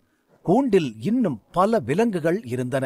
இவன் சொல்றது உண்மையா இருக்கும்னு எனக்கு கொஞ்சம் கூட தோணல. ஆனா ஏன் அதை நாம முயற்சி பண்ணி பார்க்க கூடாது என ஒரு வேதியர் தன் அபிப்பிராயத்தை கூறினார். மற்ற வேதியர்களும் ஜீவா சொன்னதை முயற்சி செய்து பார்க்க முடிவு செய்தனர். சரி, கெமிஸ்ட் தேவராஜ் செஞ்ச மாத்திரை புல்லட்ட முயற்சி செய்து பார்க்கலாம். அதனால என்ன ஆயிட போகுது என சொல்லிக்கொண்டு ஒரு வேதியியலாளர் எழுந்து முன்னால் வந்தார். அவர் ஒரு மாத்திரையை எடுத்து ஒரு மிருகத்தின் வாயில் வைத்தார். அந்த மாத்திரை புல்லட்டை சாப்பிட்ட பிறகு அந்த விலங்கு முந்தைய விலங்கை போல கோபப்படவில்லை. உற்சாகமாக ஓட ஆரம்பித்தது. வேறு எந்த மிருகத்தையும் துன்புறுத்தவில்லை. அமைதியாக ஒரு மூலையில் சென்று அமர்ந்தது. மூச்சு சத்தம் கூட கேட்க முடியாத அளவுக்கு அமைதியாக இருந்தது. அந்த விலங்கு அசையவே இல்லை. மாத்திரையை செலுத்திய வேதியியலாளர் பார்த்தார். விலங்கை பார்த்து, பாத்தீங்களா, மிருகத்தின் மனம் மிக அமைதியா இருக்கு. மாத்திரை வேலை செய்யுதுங்கிறத நிரூபிக்க இது போதும். இப்ப என்ன சொல்ல போற நீ என அந்த வேதியர் காட்டமாக கேட்டார். ஜீவாவின் வார்த்தைகளுக்காக அனைவரும் மீண்டும் காத்திருக்கத் தொடங்கினர். சிறிது நேரத்திற்கு முன்பு ஜீவா இந்த மாத்திரை விலங்கின் பதட்டத்தை மேலும் அதிகரிக்கும் என்று கூறியிருந்தான். ஆனால் அந்த மாத்திரை சரியான பலனை தருகிறது என்பது இப்போது தெரிந்தது. விலங்கு வினோதமாக நடந்து கொள்ளவில்லை. இதை பற்றி ஜீவா என்ன சொன்னான் என்று இப்போது எல்லோருக்கும் தெரிந்தது. எல்லாரும் கொஞ்சம் அமைதியா இருங்க, இன்னும் நம்ம டெஸ்ட் முடியல என்று சொல்லிவிட்டு ஜீவா அமைதியாக நாற்காலியில் அமர்ந்தான். அந்த மிருகம் கிட்டத்தட்ட 10 நிமிடம் நகராமல் அதே இடத்தில் இருந்தது. மாத்திரையை கொடுத்த வேதியியலாளனால் இன்னும் அமைதியாக உட்கார முடியவில்லை. இத பாரு, விலங்கு இன்னும் நகரல. மாத்திரை அதோட வேலைய சிறப்பா செய்யறது தெளிவா தெரியுது. எங்க நேரத்தை வீணடிக்காம நீயே உன் தோல்வியை ஒத்துக்கோ என நாற்காலியில் அமர்ந்திருந்த ஜீவாவை பார்த்து கோபமாக கூறினார். நீங்க சொல்றது சரிதான், மருந்து வேலை செஞ்சிருக்கு. அந்த விலங்கு கொஞ்சம் கூட அசையாம அமைதியா இருக்கு. அது எப்படி அசையும்? உயிர் இருந்தாதானே அசையும் என ஜீவா சொல்ல அனைவரும் அதிர்ந்தனர். நான் என்ன சொல்றேன்னு உங்களுக்கு புரியலையா? சிம்பிளா சொல்லணும்னா, ஆபரேஷன் சக்சஸ், பேஷண்ட் டெட் என கையை விரித்து கூறினான் ஜீவா. செத்துருச்சா? வேதியியலாளர்கள் அனைவரும் திடுக்கிட்டனர். தேவராஜ் உடனடியாக முன்னோக்கி ஓடி வந்தார். அவர் கூண்டை திறந்து அந்த விலங்கை வெளியே எடுத்தார். எபிசோட் 83. ஜீவா அந்த விலங்கு இறந்து விட்டது என உறுதியாக கூறினான். தேவராஜ் பதற்றம் நிறைந்த முகத்துடன் அந்த விலங்கை வெளியே எடுத்து கவனமாக பார்த்தார். அந்த விலங்கின் முகம் வெளிறிப்போய் இருந்தது. இது எப்படி? விலங்கு உண்மையில் இறந்து விட்டது என்பதை பார்த்த கெமிஸ்ட் தேவராஜ் திணறினார். விலங்கின் உடல் ஏற்கனவே குளிர்ச்சி அடைய ஆரம்பித்திருந்தது. விலங்கு இறந்து எவ்வளவு நேரம் ஆகியிருக்கும் என தெரியவில்லை. ஆனால் 10 நிமிடத்தில் உடல் குளிர்ந்திருந்தது. அதாவது மாத்திரை சாப்பிட்ட உடனேயே அந்த விலங்கு இறந்திருக்க வேண்டும். அது நிஜமா செத்துருச்சா? இந்த மாத்திரை புல்லட் மனதை அமைதிப்படுத்த மட்டும்தான். பின்ன எப்படி இந்த மாத்திரை புல்லட் ஒரு உயிரை கொல்லும் என அங்கிருந்த வேதியர்கள் திடுக்கிட்டு போய் பேசினார்கள். இதுபோன்ற விலங்குகளை இந்த குழுவில் சேர்ப்பதற்கு முன்பு முழுமையாக பரிசோதிக்கப்படுகிறது. எந்த ஒரு பொதுவான மாத்திரையும் அவற்றை கொல்ல முடியாது. மேலும் இந்த விலங்குகள் அனைத்தும் எந்த மாத்திரை புல்லட்டையும் சோதிக்கும் அளவுக்கு பொருத்தமானவை. பிறகு எப்படி இந்த விலங்கு இறந்திருக்கும் என நினைத்து அனைவருக்கும் குழப்பம் மட்டுமே மிஞ்சி இருந்தது. அமைதி மாத்திரை சாப்பிட்டு விலங்கு இறந்து விட்டதா? ஒரு போராளி இந்த புல்லட்டை தின்றிருந்தால் அவனும் பலியாகி இருப்பானா என சிலர் முணுமுணுக்க, வேதியியலாளர் தேவராஜின் முகத்தில் கோபம் சிவந்து கொண்டிருந்தது. பல அடிகள் பின்னோக்கி எடுத்து வைத்து விலங்கை விட்டு தள்ளி நின்றார் தேவராஜ். அனைவரையும் பார்த்து குற்ற உணர்ச்சியில் தலை குனிந்து நின்றார். பின் மெல்ல தலை தூக்கி, இதை என்னால நம்ப முடியல. இந்த முறையோட ஒவ்வொரு அளவையும் சரியாதான் செஞ்சேன். அதுல ஒரு தவறு கூட இல்ல. என்னோட மாத்திரை அது எப்படி விஷமாகும்? எப்படி என் புல்லட்டுனால அந்த மிருகம் செத்து போச்சு என்று புரியாதது போல் கேட்டார் தேவராஜ். வேதியியலாளன் தயாரிச்ச மாத்திரை புல்லட்டுனால யாராவது செத்துட்டா அது பெரிய குற்றம். அவர் வாழ்நாளில் இதுவரை இப்படி நடந்ததில்லை. அப்புறம் இப்ப எப்படி நடக்கிறது என ஒன்றும் புரியாமல் குழம்பினர். ஏ ஜீவா, இதெல்லாம் எப்படி நடக்குது? எப்படி நீ இவ்வளோ கரெக்டா சொல்ற என்று ஆச்சரியத்துடன் ஜீவாவிடம் கேட்டார் நவீன். நவீன் கேள்வி கேட்டவுடன் மீதி கெமிஸ்டுகளும் ஜீவாவை பார்க்க ஆரம்பித்தனர். ஏனென்றால் அதில் ஏதோ தவறு இருப்பதாக ஜீவா கூறியிருந்தான். இந்த மாத்திரை புல்லட்டை தின்று விலங்கு இறந்துவிடும் என்பது முன்கூட்டியே ஜீவாவுக்கு தெரியும். அதனால் ஜீவாவை விட வேறு யாராலும் இந்த நிலைமையை விளக்க முடியாது. இவர் மாத்திரை புல்லட்ல உள்ள தவற நான் ஏற்கனவே சொல்லிட்டேன். அதான் நான் ஈஸியா உங்க தப்ப சொல்லிட்டேன். இதுக்கும் நான் காரணத்தை சொல்லணுமா என்று சொல்லி நவீனை பார்த்துவிட்டு பின் ஏற இறங்க தேவராஜை ஒரு முறை பார்த்தான் ஜீவா. ஜீவா மாய லைப்ரரி உதவியுடன் ஒரு முறை பார்த்து அந்த புல்லட்டின் தவறை அவனும் புரிந்து கொண்டு அதை மற்றவர்களுக்கும் சொல்லவும் முடிந்தது. அதனால் இப்போது கெமிஸ்ட் தேவராஜுக்கும் ஜீவாவுக்கும் இடையே நடந்த போட்டியில் ஜீவா சுலபமாக ஜெயித்தான். இருந்தாலும் இன்னும் கெமிஸ்ட் தேவராஜ் விடவில்லை. சரியான காரணம் சொன்னால் விட்டு விடுகிறேன் என்றார். ஜீவா ஜெயித்தாலும் தேவராஜ் தோல்வியை ஏற்றுக்கொள்ளாமல் போராடினார். மேலும் அங்கு வந்த கெமிஸ்ட்களில் தேவராஜ் தான் சீனியர் என்பதால் தோல்வியை ஏற்றுக்கொண்டால் மற்ற எல்லா கெமிஸ்ட்களின் நம்பிக்கையும் குறையும். அதனால் தான் இந்த விஷயத்தில் கடைசி வரை முயற்சி செய்ய வேண்டும் என்று நினைத்தார் தேவராஜ். நீ ஏதோ சூழ்ச்சி பண்ற, இதை என்னால ஏத்துக்க முடியாது. இந்த மாதிரி நடக்கிறது இதுதான் ஃபர்ஸ்ட். உன்னாலதான் ஏதோ இங்க தப்பு நடக்குது என்று தேவராஜ் கோபமாக விடாமல் கூறினார். ஓ அப்படியா? அப்ப இன்னும் டீட்டெயிலா சொல்லிட்டா போச்சு. கேட்க நீங்க ரெடியா இருந்தா சொல்ல நானும் ரெடி என்று சொல்லி ஜீவா தலையசைத்தான். அனைவரும் அமைதியாக இருக்க தேவராஜ் என்ன சொல்வது என்று தெரியாமல் திருவென முழித்தார். பின் ஜீவா அனைவருக்கும் விளக்கத் தொடங்கினான். இப்ப பிரச்சனை என்னன்னா, இந்த மாத்திரையை தயாரிக்க நீங்க தேர்ந்தெடுத்த முறையிலேயோ இல்ல அந்த முறையில் நீங்க பின்பற்றிய வழிமுறைகளிலோ எந்த தப்பும் இல்லை. இன்னும் சொல்லணும்னா உங்க அமைதியும் கூட இந்த மாத்திரைக்கு பெரிய பலம்தான். அதனால தான் இந்த மாத்திரை மிக வேகமாவும் உயர்தரமாவும் செயல்படுது. ஆனா துரதிருஷ்டவசமா நீங்க சாக போறீங்க. தூய்மையற்ற ஆற்றல் உங்க உடம்புல பரவி இருக்கு. அதனாலதான் நீங்க செஞ்ச இந்த மருந்துக்கும் அதோட எஃபெக்ட் இருக்கு. அதே ஆற்றல் அந்த மிருகத்துக்குள்ளேயும் போயிருக்கு. அதனால தான் அந்த மாத்திரையை சாப்பிட்டு அந்த மிருகம் செத்து போச்சு என ஜீவா சொல்லிக் கொண்டிருக்க, என்ன என்ன சொல்றான் இவன்? அப்போ நான் சாக போறேன்னு இவன் சொன்னது உண்மையா என நினைத்து பயத்தில் நடுங்க ஆரம்பித்தார் கெமிஸ்ட் தேவராஜ். அவர் உடம்பு முழுவதும் பயந்து நடுங்க ஆரம்பித்தது. ஜீவா முதலில் இந்த வார்த்தைகளை சொன்னதும் ஜீவா தன்னை பயமுறுத்துவதற்காகத்தான் இப்படி சொல்கிறான் என்று நினைத்தார். அதுபோல் மற்றவர்களும் உண்மையில் ஜீவா சொல்வது போல் எதுவும் இல்லை, இந்த விவாதத்தில் ஜெயிக்கத்தான் இப்படி செய்கிறான் என்று நினைத்தார்கள். அதனால்தான் மற்றவர்களும் அதை பெரிதாக கவனிக்கவில்லை. ஆனால் இப்போது தன் மாத்திரையின் தாக்கத்தால் விலங்கு இறந்ததைக் கண்டு அவருக்கும் தன் மீது சந்தேகம் வர ஆரம்பித்தது. உள்ளுக்குள் நடுங்கியது. அவருக்கு விலங்கை நினைத்து மட்டும் பயம் ஏற்படவில்லை, அவரது மருந்தின் தாக்கத்தால் அவரின் உயிருக்கும் ஆபத்து என பயந்தார். அவருடைய நிலையைக் கண்டு மற்ற வேதியியலாளர்கள் அனைவரும் அவரை பார்த்து பரிதாபப்பட்டார்கள். அவர்களை கையாள ஏதோ சொல்ல வேண்டும் என்று நினைத்தார் தேவராஜ். ஆனால் அவர் என்ன சொல்வது, எப்படி சொல்வது என்று அவருக்கு குறைந்தபட்ச யோசனை கூட இருக்கவில்லை. ஒருவேளை கெமிஸ்ட் தேவராஜ் இறக்கும் தருவாயில் இல்லை என்றால் அவர் செய்த மருந்து கூட அந்த மிருகத்தை கொன்றிருக்காது. ஆனால் அந்த மாத்திரை புல்லட்டை சாப்பிட்ட பிறகுதான் ஒரு உடல் தகுதியுள்ள விலங்கு திடீரென இறந்தது என்பதுதான் உண்மை. இதிலிருந்து ஜீவா கூறுவது உண்மை என்பது தெரிந்தது. ஜீவா சுற்றும் முற்றும் பார்த்தான். பின் இப்பவாச்சும் உங்களுக்கு எல்லாம் கிளியர் ஆயிருச்சா, இல்ல இன்னும் புரிகிற மாதிரி வேற ஏதாவது சொல்லணுமா? வேதியர் தேவராஜை பார்த்து ஜீவா மர்மமாக சிரித்துக் கொண்டு கேட்டான். கெமிஸ்ட் தேவராஜ் அலறி அடித்துக்கொண்டு ஓடி வந்து, இல்ல இல்ல ஜீவா தம்பி, உனக்கு எல்லாத்துலயும் அவசரம்தான், கொஞ்சம் பொறுமையா ஒரு நிமிஷம் நான் சொல்றத கேளு என மரண பயத்தில் கூறினார் தேவராஜ். இப்போது ஜீவாவை அவன் இவன் என்று அழைக்காமல் தம்பி என்று அழைக்க ஆரம்பித்தார். இவ்வளவு சீக்கிரம் அவர் டியூன் மாறுவார் என யாரும் எதிர்பார்க்கவில்லை. ஜீவா கெமிஸ்ட் தேவராஜை பார்த்து, என்ன சொல்ல போறீங்க? என்ன ஆச்சு உங்களுக்கு? திடீர்னு தம்பின்னு சொல்றீங்களே. சரி, அதை விடுங்க கெமிஸ்ட் தேவராஜ் சார். இன்னும் உங்க தோல்வியை அக்செப்ட் பண்ணாம ஏதாச்சும் மாத்தி பேசத்தான் போறீங்க, அப்படிதானே? அப்படி என்ன சொல்லிட போறீங்க? மாத்திரை நல்லாதான் இருக்கு, வேற விலங்குக்கு கொடுத்து பாருங்கன்னு சொல்ல போறீங்க. சரி, அதையும் டெஸ்ட் பண்ணி உங்க டவுட்டை கிளியர் பண்ணிடலாம் என ஜீவா வேண்டுமென்றே தேவராஜ் மனநிலையை புரிந்து கொண்டு கூறினான்.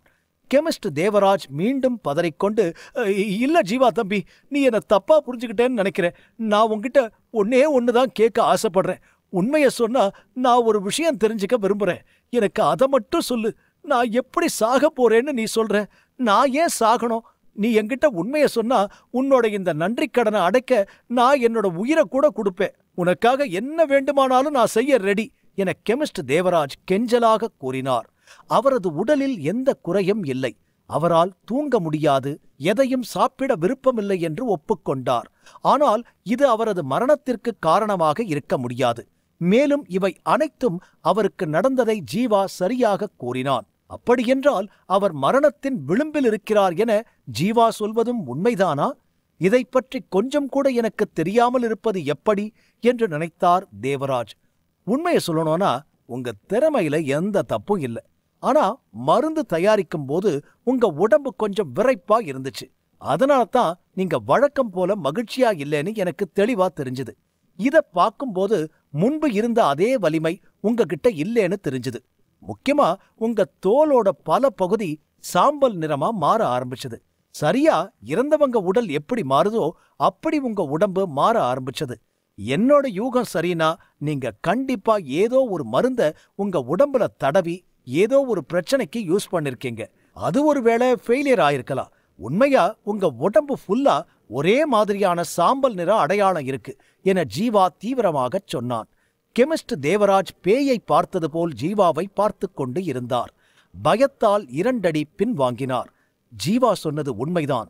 அவரது உடலில் உண்மையில் சாம்பல் நிற அடையாளங்கள் இருந்தன. முதலில் தேவராஜ் ஏதோ புது நோயாக இருக்க வேண்டும் என்று எண்ணி இந்த நோய்க்கு சிகிச்சைக்காக மருத்துவரிடம் செல்ல நினைத்தார். ஆனால் அவருக்கு நேரம் கிடைக்கவில்லை. சொல்லப்போனால் அந்த வடுக்கள் அவரை அவ்வளவாக தொந்தரவு செய்யவில்லை. அவற்றில் வலியோ அரிப்புகளோ இல்லை. அதனால் இது வயதின் அடையாளமாக இருக்கும் என்று தேவராஜ் நினைத்திருந்தார். அதனால் அவரே சில மருந்துகள் செய்து உடலில் பூசிக்கொண்டார்.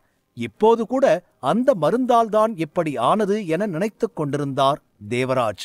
ஆனால் அதன் விளைவு இப்படி இருக்கும் என தெரிந்ததும் பதறி அடித்துக்கொண்டு ஜீவா அருகில் சென்று, ஜீவா, நீ எனக்கு கடவுள் மாதிரி, தயவு செஞ்சு என்னை காப்பாத்து என பதற்றமாக கூறினார். இந்த நேரத்தில் அவருக்கு மூச்சு விடுவதில் கூட சிரமம் ஏற்பட்டது. ஜீவாவுக்கு எல்லாம் தெரிந்திருக்கிறது. உண்மையைச் சொல்கிறான் என்பதில் இப்போது கெமிஸ்ட் தேவராஜுக்கு சந்தேகம் வரவில்லை. அதனால்தான் கைகளை கூப்பி ஜீவா முன் கெஞ்சினார். அவர் பேச்சின் தொனி கூட மாறிவிட்டது. கொஞ்சம் முன்பு ஜீவாவை தம்பி என்று அழைத்தவர் இப்போது ஜீவாவை கடவுள் என்று அழைக்கும் நிலைக்கு வந்துவிட்டார். யாராக இருந்தாலும், எவ்வளவு பெரிய நபராக இருந்தாலும் சரி, அவர்களை மரணம் கண்டிப்பாக பயமுறுத்தும். குறிப்பாக மரணம் அவர்களுக்கு முன்னால் இருக்கும்போது தன் மானத்தை பற்றியெல்லாம் கவலைப்பட நினைக்க மாட்டார்கள். ஒவ்வொருவரும் வாழ மட்டுமே ஆசைப்படுகிறார்கள். தேவராஜ் கெஞ்சுவதை பார்த்து கொண்டு ஜீவா உதட்டை பிதுக்கியபடி, கொஞ்ச நாளைக்கு முன்னாடி ஒரு மதிப்புமிக்க பொருள் உங்களுக்கு கிடைச்சிருக்கும். ஏன் யூகம் சரியா இருந்தா நீங்க அதை ஒரு செத்த உடம்புல இருந்து எடுத்திருக்கணும். இத பத்தி இதுக்கு மேல எதுவும் சொல்ல மாட்டேன். நீங்க இன்னும் வாழணும்னு ஆசைப்பட்டா அது உங்க கையில மட்டும்தான் இருக்கு. அந்த மதிப்புமிக்க பொருளை நீங்க தொடாம இருக்கிறது நல்லது. அதை தூக்கி வீசினா மரணமும் உங்களை விட்டு தூரம் போகும். ஏன் அறிவுரை அவ்வளவுதான், மீதியெல்லாம் உங்க விருப்பம்.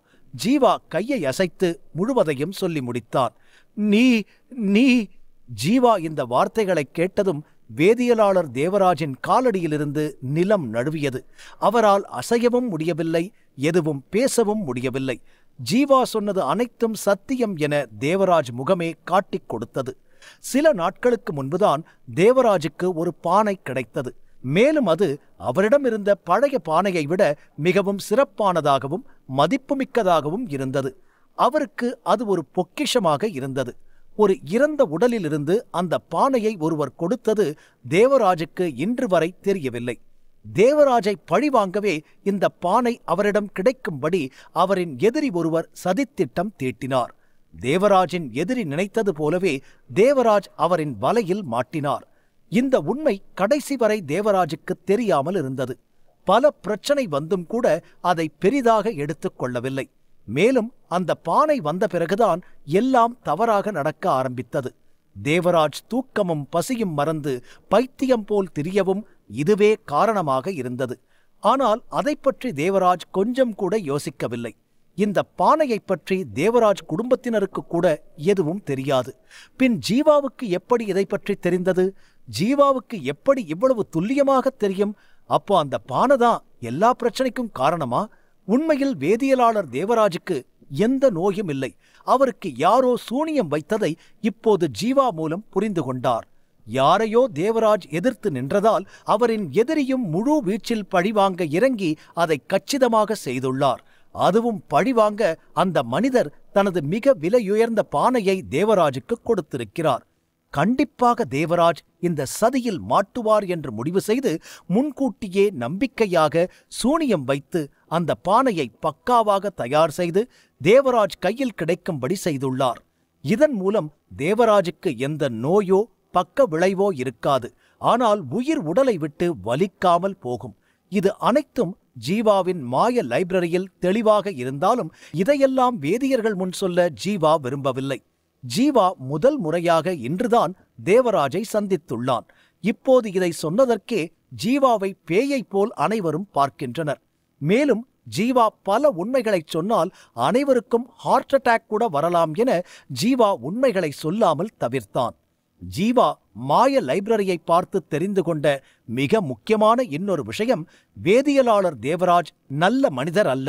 அவர் யாரிடமும் கொடுத்த வாக்கை காப்பாற்றியது இல்லை, யாருக்கும் உண்மையாகவும் இருந்ததில்லை. அப்படிப்பட்டவர்களை ஜீவா வெறுத்தான். அனைவருக்கும் இங்கு என்ன நடக்கிறது என்றே புரியவில்லை. தேவராஜுக்கு கிடைத்த பொருள் என்ன? ஏன் அவர் சாகப்போகும் நிலைக்குச் சென்றார்? அந்த பொருளை திறக்காமல் தூக்கி வீசிவிட்டால் தேவராஜ் எப்படி உயிர் பிழைப்பார்? இதெல்லாம் நம்பும்படியாக இல்லை என்றாலும் அனைவரும் இதை நம்பினார்கள். ஏனென்றால் இதில் சம்பந்தப்பட்ட கெமிஸ்ட் தேவராஜ் ஜீவா முன் மண்டியிட்டு நின்றிருந்தார்.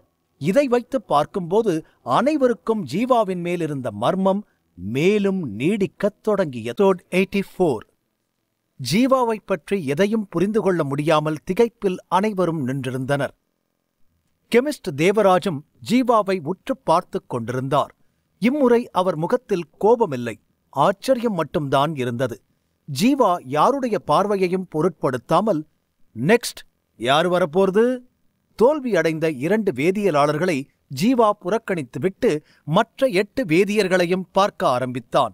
2 வேதியியலாளர்களைத் தொடர்ந்து தோற்கடித்த பிறகு ஜீவாவுடன் விவாதம் செய்ய யாரும் முன்வரவில்லை. ஜீவாவின் திறமை உண்மையிலேயே அசாத்தியமானது என்பது மட்டும் அனைவருக்கும் தெளிவாகத் தெரிந்தது.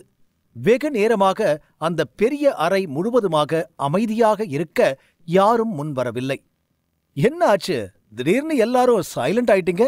உங்கள யாரும் ஃபார்முலா விவாதத்தை தொடர விரும்பலைன்னா உங்க தோல்வியை ஏத்துக்கங்க. அப்புறம் என்ன வெற்றியாளனா அறிவிச்சிருங்க. ரொம்ப யோசிச்சு டைமை வேஸ்ட் பண்ணாதீங்க. நீங்க எல்லாரும் ரொம்ப பெரிய மனுஷங்க. உங்களுக்கு டைம் ரொம்ப முக்கியம். சோ டிலே பண்ணாம டிக்ளேர் பண்ணிருங்க என ஜீவா சிரித்துக்கொண்டே சொன்னான். அமைதி மாத்திரை தயாரிக்க ஒருவரின் இதயம் மற்றும் மனம் இரண்டும் அமைதியாக இருக்க வேண்டும். அப்படின்னா அந்த மாதிரி மாத்திரைகளை தயாரிக்கிறதுக்கு முன்னாடி மனதையும் இதயத்தையும் சமநிலைக்கு கொண்டு வர நேரம் வழங்கப்படணும். போட்டியாளர் மனதை சரியாக சமநிலைக்கு கொண்டு வர 3 நாள் ஆச்சும் சைவ சாப்பாடு மட்டும் சாப்பிட்டு உடம்ப தூய தண்ணியில 3 நேரமும் சுத்தம் பண்ணணும். ஆனா இன்னைக்கு திடீர்னு இந்த விவாதத்துக்கு வர வேண்டியிருக்கு. மனசை சமன்படுத்த நேரம் கிடைக்கல. நமக்கு எதுக்கு வம்பு? ஏற்கனவே 2 பேரு காலி. நாம போய் இருக்கிற மானமும் இல்லாம போயிட போகுது. அமைதியாக்கும் மாத்திரைகள்தான் தயாரிப்பாளரின் மனதாலும் உணர்ச்சியாலும் பாதிக்கப்படும். மற்ற எல்லா மாத்திரைகளிலும் உணர்ச்சிகள் கொஞ்சமும் பாதிப்பில்லை. அப்படிப்பட்ட மாத்திரைகளை மட்டும் நாம் தயாரிக்க வேண்டியதில்லை. அப்போதுதான் நாம் ஜெயிக்க முடியும். அங்கிருந்த எல்லோரும் தாழ்ந்த குரலில் பேச ஆரம்பித்தார்கள். இந்த நேரத்தில் பலத்த சத்தம் கேட்டது. ஒருவன் முன்னால் வந்தான். நான் விவாதம் செய்ய ரெடி என சொல்லிக்கொண்டு ஒரு வேதியியலாளர் எழுந்து நின்றார். அவரும் ஒரு நடுத்தர வயது மனிதர். வேதியியலாளர் அர்ஜுன் தான் அவன்.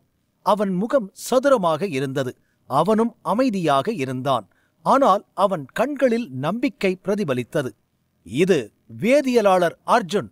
நம்ம எல்லார விட இவனுக்குத்தான் திறமை அதிகம். இவர் வேதியியலாளரான 3 வருஷத்துல டசன் கணக்கான வெவ்வேறு மாத்திரைகளை தயாரிச்சிருக்காரு. கொஞ்ச வருஷத்திலேயே அவர் நியமிக்கப்பட்ட குழு தலைவரை விட சிறந்த நிலைக்கு வந்துட்டாரு என வேதியியலாளர்கள் தங்களுக்குள் ஒவ்வொருவரும் பேச ஆரம்பித்தனர். இப்போ அவர் முன்னோக்கி வந்ததால் எதுவும் தவறாக நடக்காது. இதனால் அனைத்து வேதியியலாளர்களும் மீண்டும் உற்சாகம் அடைந்தனர். முதலில் இங்கிருந்த அனைவரும் புதிய நுட்பத்தை பயன்படுத்தி ஜீவாவின் அதீத நம்பிக்கையையும் அவன் திமிரையும் வீழ்த்துவது சுலபம் என்று வேதியியலாளர்கள் நினைத்தார்கள். ஆனால் சுரேஷ் மற்றும் தேவராஜ் ஆகிய 2 வேதியியலாளர்களால் கூட அவரை தோற்கடிக்க முடியாமல் போனதால் அவர்கள் அனைவரும் நம்பிக்கை இழந்தனர். மேலும் இப்போது அவர்களுக்கு உதவக்கூடிய ஒருவரை மீண்டும் சந்தித்ததும் ஜீவாவை வீழ்த்த முடியும் என்ற நம்பிக்கை அவர்களுக்கு துளிர்விடத் தொடங்கியது. முன்னோக்கி வந்து மற்ற வேதியியலாளர்களைக் கடந்து வேதியியலாளர் அர்ஜுன் தலை குனிந்து ஜீவாவை நோக்கி சிரித்தபடி முன்னால் வந்தான். பின் குரலை உயர்த்தி, ஜீவா, முன்ன நடந்த 2 விவாதத்திலையும் மாத்திரையில இருந்த சின்ன தவற கூட நீ கண்டுபிடிச்சிட்ட. அது மட்டும் இல்ல, மாத்திரை தயாரிச்சவங்க நிலை, அவங்களுக்கு என்ன பிரச்சனை, ஏன் பிரச்சனைன்னு ஜோசியம் சொல்ற மாதிரி சரியா சொன்ன. நிஜமா உன்னை பாராட்டுறேன். You are great. I am impressed and I like you so much என அர்ஜுன் சொல்லிவிட்டு அமைதியாக நின்றான். நான் ஒன்னும் அவ்வளோ பெரிய விஷயம் பண்ணல, சும்மா ட்ரை பண்ணி பார்த்தேன், அவ்வளோதான். நீங்க நினைக்கிற அளவுக்கு நான் பெரிய ஆள் இல்ல என ஜீவா சாதாரணமாக கூறினான். என அர்ஜுன் சிரித்துக்கொண்டு, நீ பெரிய ஆள் இல்லையா? அப்படி சொல்றது உன்னோட தன்னடக்கோன்னு நான் புரிஞ்சுக்கிறேன். கெமிஸ்ட் சுரேஷ் தற்கொலை பண்ண நினைச்சது கூட உனக்கு தெரிஞ்சிருக்கு. அப்ப அதே மாத்திரை நான் தயார் பண்ணி உன் முன்னால வச்சாலும் என்னோட தப்பையும் நீ சரியா சொல்லுவேன்னு நான் நம்புறேன். அதனால தான் என் மனசுல ஒரு விஷயம் தோணுச்சு. இது உன்னோட திறமை, மறுபடியும் நீ எல்லாருக்கும் காட்டுற வாய்ப்புன்னு கூட எடுத்துக்கோ. உனக்கு நான் கொடுக்கிற ஆஃபர் இது. இந்த விவாதத்தோட கடினத்தை நான் இன்னும் அதிகமாக்க விரும்புறேன். இப்ப நீ சொல்லு, என்னோட வாய்ப்பை ஏற்க உனக்கு தைரியம் இருக்கா? கண்டிப்பா இருக்கும். நம்ம ஸ்டார்ட் பண்ணலாமா என்றான் அர்ஜுன் நெஞ்சை நிமிர்த்தியபடி. எதிரில் இருந்த அர்ஜுன் சவாலின் சிரமத்தை அதிகரிக்க விரும்பினான். ஜீவாவும் அவனுக்கு கிடைத்த வாய்ப்பை பயன்படுத்த ஆவலாக இருந்தான். ஜீவா யோசிக்காமல் சரி என்று தலையசைக்க வேதியியலாளர் அர்ஜுன் மேலும் பேசத் தொடங்கினான். குட், இத நான் எதிர்பார்த்தேன். இப்போ விஷயத்துக்கு வரேன். நான் மருந்து தயாரிக்கிற புதிய முறைய உருவாக்கியிருக்கேன். கொஞ்ச நாளைக்கு முன்னதான் அந்த புது மெத்தடுக்கு பெயர் கூட யோசிச்சேன். அந்த முறைய நான் இதுவரை யார்கிட்டையும் சொல்லல. உனக்கு எல்லா நுட்பத்தையும் பத்தி தெரிஞ்சிருந்தாலும் இந்த பிரச்சனைய நீ தீர்க்கறது ரொம்ப கஷ்டம். இன்னும் சொல்ல போனா உன்னால முடியாது. அதனால இப்போ என்னோட டெக்னிக் பெயரை சொல்ல மாட்டேன். நான் செய்யற 3 முறைகளுக்கும் நீ சரியான பெயர் சொல்லிட்டா மத்தவங்க மாதிரி நானும் உன் திறமையை ஏத்துக்கிறேன் என்று அர்ஜுன் இயல்பாக கூறினான். புது டெக்னிக்கா? அர்ஜுன், கிரேட் தான். மருந்து தயாரிக்கும் முறைகளும் போராளியின் நுட்பங்களைப் போலவே இருந்தன. புதிய நுட்பம் கண்டிப்பாக கடினம்தான் என நினைத்து அனைவரும் பெருமையாக பேசினார்கள். அர்ஜுன் பேச்சை கேட்டவுடன் அவன் மீதான மரியாதை எல்லா வேதியியலாளர்கள் மனதிலும் அதிகரித்தது. அவர்கள் ஒரு புதிய முறையை பற்றி கேட்டார்கள். எனவே அது வித்தியாசமாக இருக்க வேண்டும். எந்த பழைய முறைகளிலிருந்து புதிய முறை உருவாக்கப்பட்டது என்று கண்டுபிடிப்பது ஒரு முறையின் தவறை சுட்டிக்காட்டுவதை விட மிகவும் கடினம் என்பதால் இந்த முறை ஜீவா நிச்சயம் தோற்பான் என அனைவரும் நினைத்து உற்சாகமாக நின்றனர். ஒரு புதிய டெக்னிக் பற்றிய கேள்விக்கு 3 ஸ்டார் கெமிஸ்ட் கூட பதில் சொல்வது கஷ்டம். அப்படி இருக்கும்போது அசிஸ்டன்ட் கெமிஸ்ட் எப்படி பதில் சொல்ல முடியும்? கெமிஸ்ட் அர்ஜுன் மிகவும் புத்திசாலியாக அனைவருக்கும் தெரிந்தான். ஜீவா கதை இதோடு முடிந்தது என்று கருதி அனைவரும் அமர்ந்தனர். பல முறைகளை பார்த்து ஒரு புதிய நுட்பத்தை உருவாக்குவார்கள். அதன் மூலம் மருந்தும் தயாரிக்கப்படுகிறது. அப்போது அந்த குறிப்பு முறைகள் அனைத்தையும் பெயர் சொல்லச் சொல்வது எதிரில் இருப்பவருக்கு மிகவும் கடினமான ஒன்று. ஒருவர் பல ஆறுகளிலிருந்து தண்ணீரை ஒரு கிணற்றில் நிரப்பிவிட்டு அந்த தண்ணீர் எந்த நதிகளுக்கு சொந்தமானது என்று சொல்லுங்கள் என்று கேட்பது போலதான் இதுவும். தண்ணீர் எங்கிருந்து வந்தது என்று கண்டுபிடிக்க முடியாது. எந்த ஆற்றிலிருந்து தண்ணீர் கொண்டு வரப்பட்டது என்பதை தண்ணீர் கொண்டு வந்தவருக்கு மட்டுமே தெரியும். அந்த முறையின் ஒவ்வொரு அடியையும் பார்க்காமல் இருந்தால் ஒருவரால் எப்படி சொல்ல முடியும்? அது எந்தெந்த வழிகளில் ஒத்திருக்கிறது என்று சொல்வது முடியாத காரியம். வேதியியல் நிபுணர் அர்ஜுன் இப்போது ஜீவாவுக்கு கொடுக்கும் டாஸ்க் முந்தைய டாஸ்கை விட 5 மடங்கு அதிகம். ஜீவா ஆழ்ந்த சிந்தனையில் இருந்தான். வேதியியலாளர் அர்ஜுன் ஜீவா நினைத்ததை விட மிகவும் திறமையானவனாக இருந்தான். அர்ஜுனை தோற்கடிப்பது ஜீவாவுக்கு அவ்வளவு எளிதாக இருக்கவில்லை. அர்ஜுன் தோற்றத்தில் நேர்மையாகவும் மகிழ்ச்சியாகவும் இருப்பது போல் தோன்றினாலும் உண்மையில் அவன் நரியைப் போல் புத்திசாலியாக இருந்தான். மேலும் ஜீவாவை தோற்கடிக்க எந்த எல்லைக்கும் செல்ல தயாராக இருந்தான் அர்ஜுன். ஜீவா தனக்கு கொடுத்த வாய்ப்பை ஏற்றுக்கொண்டிருந்தாலும் அந்த முறைகளுக்கு அவனால் பெயரிடவே முடியாது. இது கிட்டத்தட்ட சாத்தியமற்றதும் கூட. ஆனால் ஜீவாவுக்கு இப்போது வேறு வழியில்லை. 2 பேரை தோற்கடித்து இறுதி நிலைக்கு வந்துவிட்டான். இதை கடந்தால் கண்டிப்பாக கெமிஸ்ட் நிலையை ஜீவாவால் அடைய முடியும். அதற்காகத்தான் ஜீவா இவ்வளவு நேரம் சமாளித்துக் கொண்டிருக்கிறான் என்பதால் வேறு வழியில்லை. எதுவும் யோசிக்கவும் வாய்ப்பில்லை. ஜீவா இந்த வாய்ப்பை ஏற்க வேண்டும். மேலும் அவன் இதை மறுத்தால் அங்கு நிற்பவர்கள் அனைவரும் அவரை மறுத்ததற்காக அவரை குற்றவாளியாக கருதி அடுத்த நிமிடமே இதனால் தண்டனையை சந்திக்க நேரிடலாம். ஜீவா பேசாமல் இருப்பதை கெமிஸ்ட் அர்ஜுன் கவனித்தான். பின் அவன் சிரித்துக்கொண்டே, என்ன ஆச்சு ஜீவா? பம்பரம் மாதிரி சுத்திக்கிட்டு இருந்த, இப்ப அப்படியே பம்முற. எனக்கு தெரியும், இது ரொம்ப கஷ்டம்தான். இதெல்லாம் இந்த ரவுண்ட்ல கேட்க கூடாதுதான். ஆனா நீ இவ்ளோ தூரம் நூல் பிடிச்சு வந்துட்ட. அந்த நூலை அறுக்க வேணாமா? அப்புறம் நீ சொன்ன மாதிரி நாங்கெல்லாம் பெரிய ஆளுங்க. எங்களுக்கு டைம் ரொம்ப முக்கியம். சோ எங்க டைமை வேஸ்ட் பண்ணாம நீ தோல்விய ஒத்துக்கோ என்று கையை விரித்து கூறினான் அர்ஜுன். தோல்வியா? இந்த வார்த்தையை கேட்டவுடன் ஜீவா வேகமாக தலையை ஆட்டி, ஐ எம் ரெடி.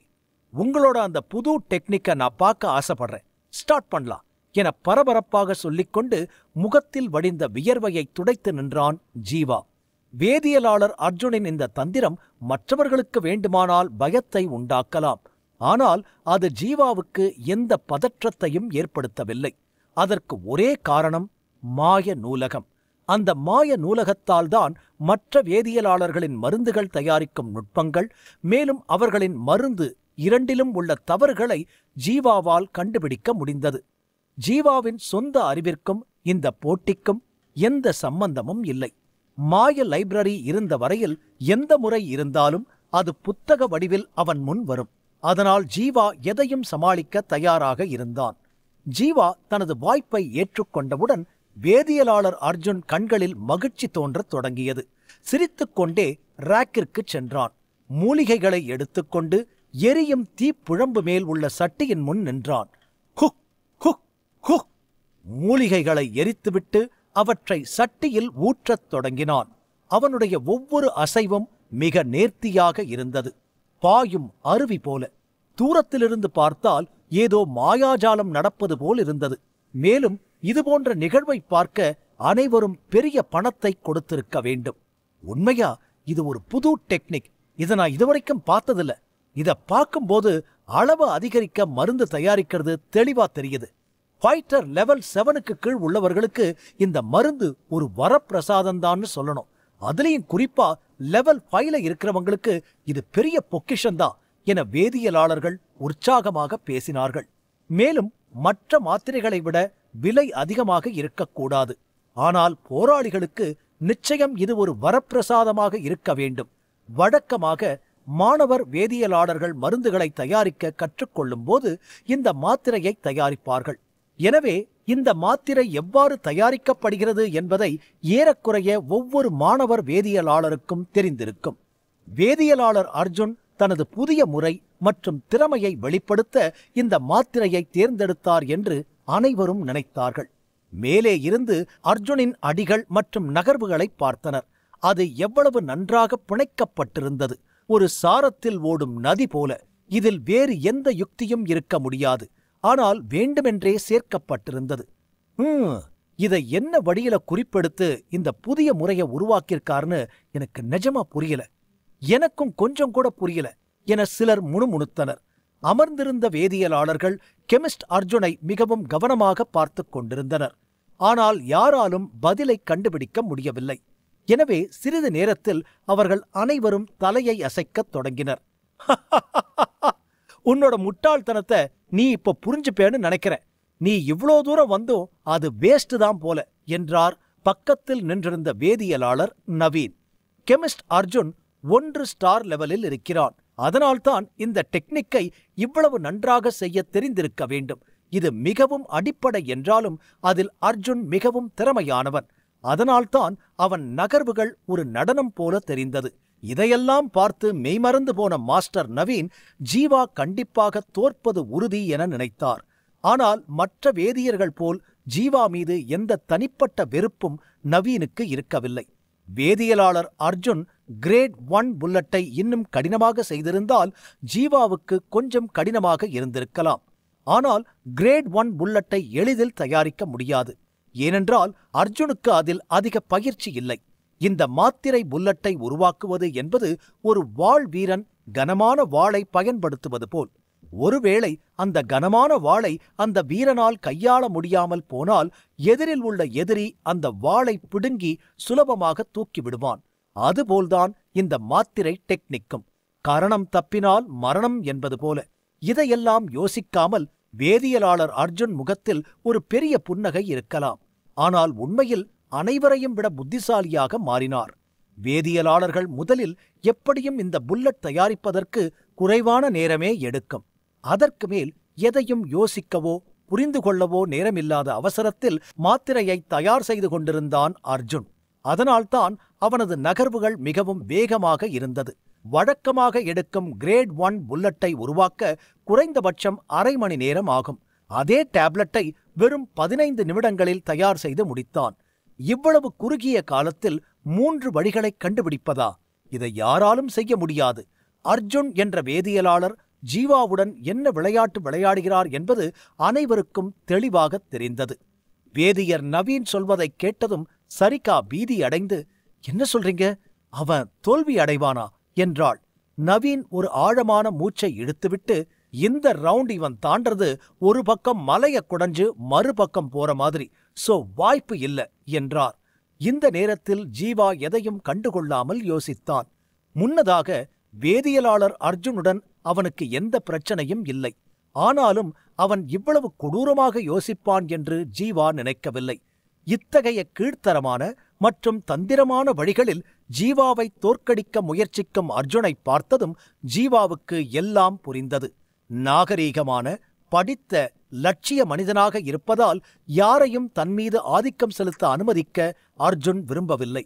ஒருவன் அவனுக்கு எதிராக எதையும் செய்யாமல் இருந்தாலும் தான் பெரிய ஆள் என்று காட்ட எந்த எல்லைக்கும் செல்லுவான் இந்த அர்ஜுன் என்பதை ஜீவா உணர்ந்தான்.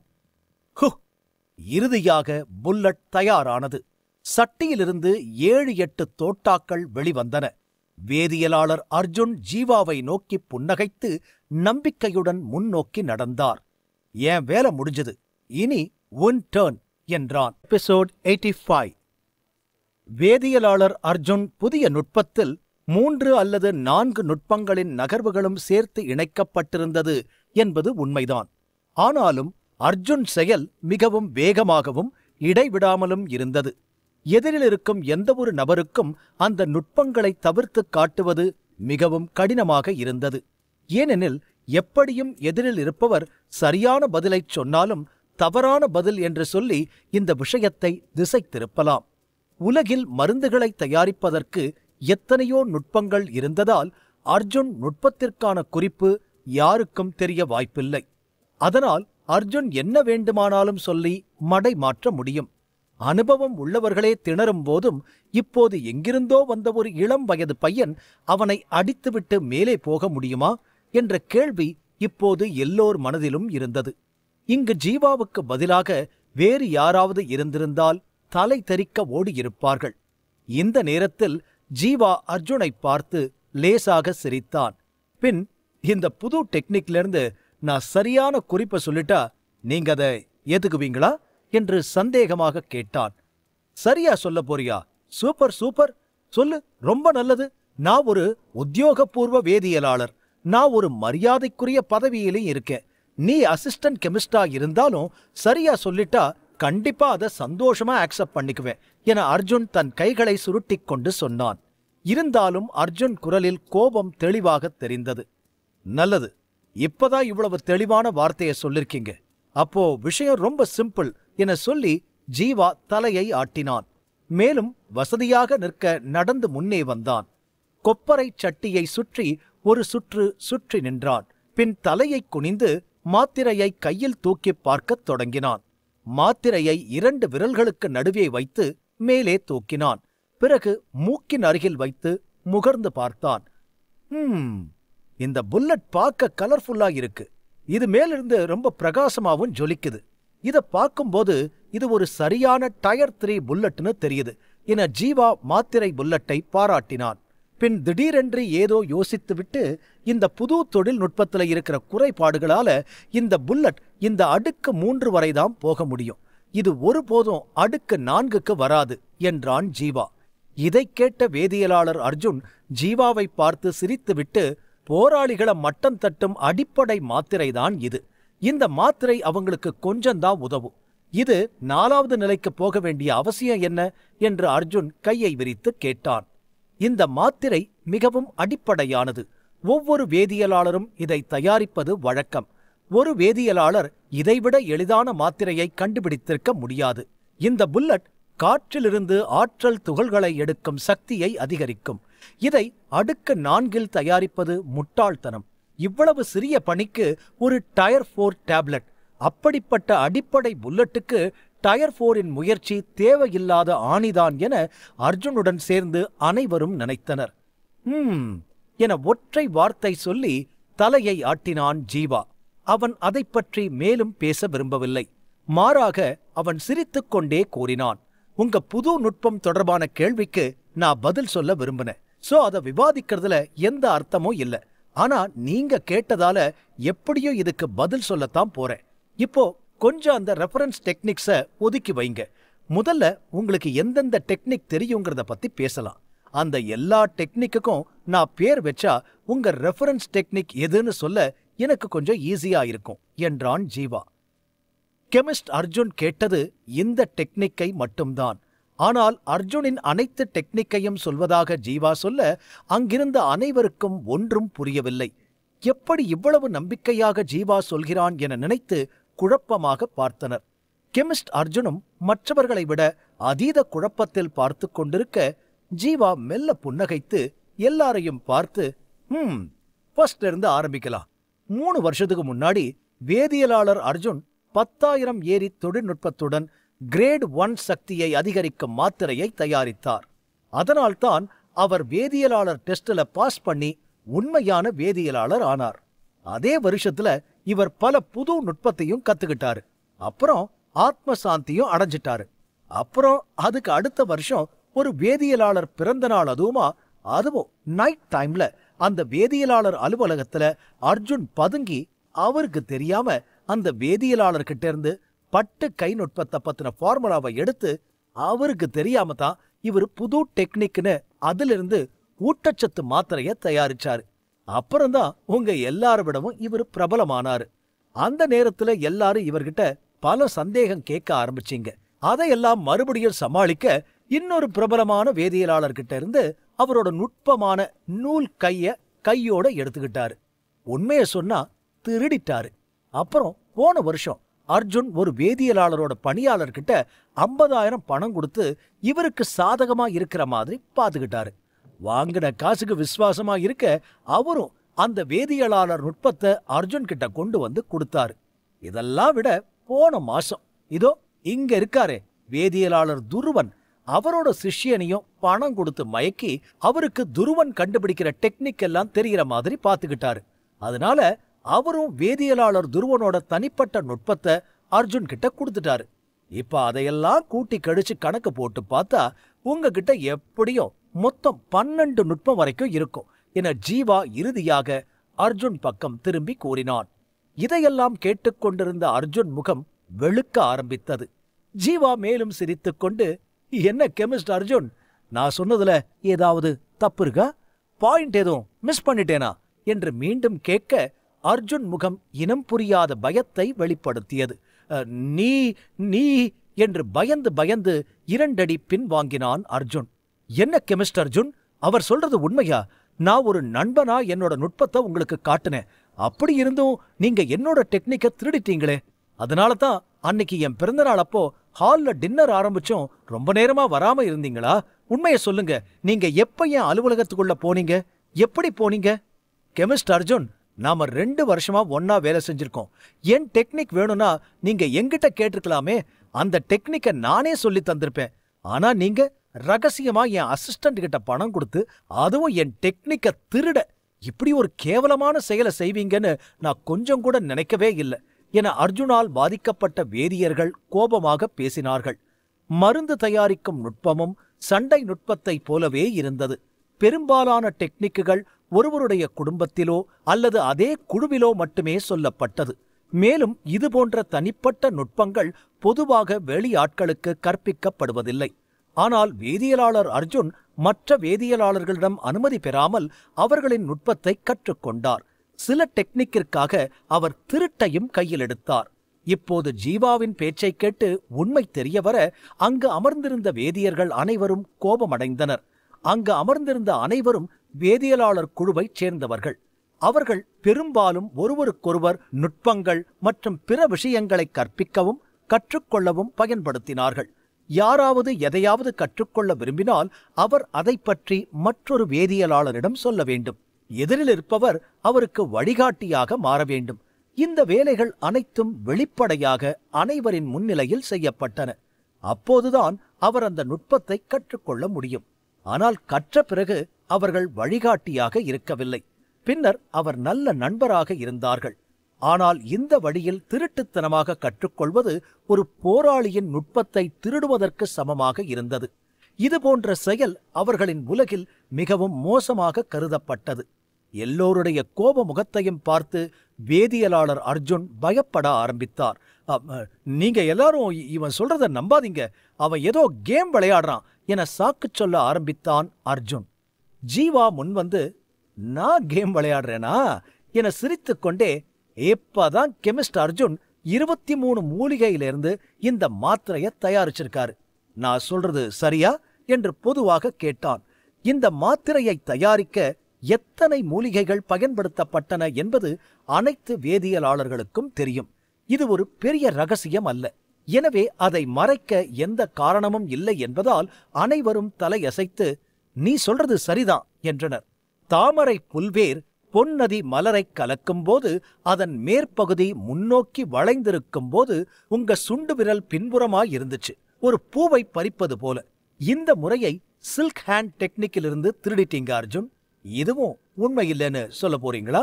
அப்புறம் சூரியன் சாரத்தை வெளியே எடுத்தப்போ உங்க 5 விரலும் அகலமா விரிஞ்சது. அதனால நீங்க பனியின் உச்சியில இருந்த குளிர்ந்த காற்று வீசுவது போல மூலிகைய லேசா தட்டி விட்டீங்க. இது நூல் கை நுட்பத்திலிருந்து நீங்க திருடின நகர்வு. இதுவும் உண்மை இல்லையா என்று சொல்லிக்கொண்டு அருகில் இருந்த தண்ணீரை குடித்துவிட்டு மீண்டும் தொடர்ந்து பேசினான் ஜீவா. என்ன தண்ணி குடிச்சிட்டு எனர்ஜியோட பேச ஆரம்பிக்கிறாரு, இன்னைக்கு அர்ஜுன் அவ்வளவுதான் போல என முணுமுணுத்தாள் சரிகா.